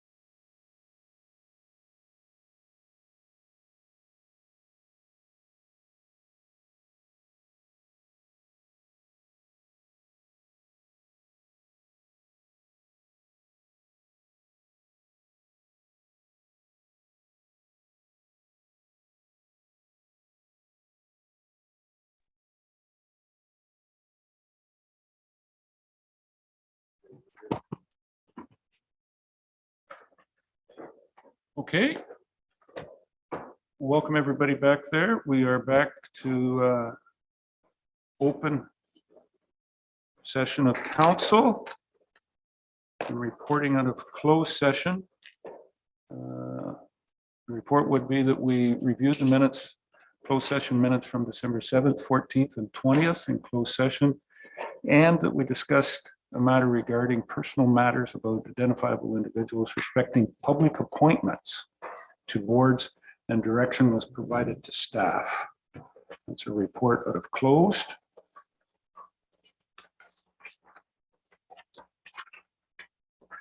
Okay, there's anything else? That brings us down to, that's all the business and all the business on the agenda. With that, I will declare the meeting adjourned. Thank you very much. We will see you back here, Committee of Adjustment at 2 o'clock. Correct? Yeah. Are we doing virtual or live today? Live, yeah. For me? So what's everybody doing?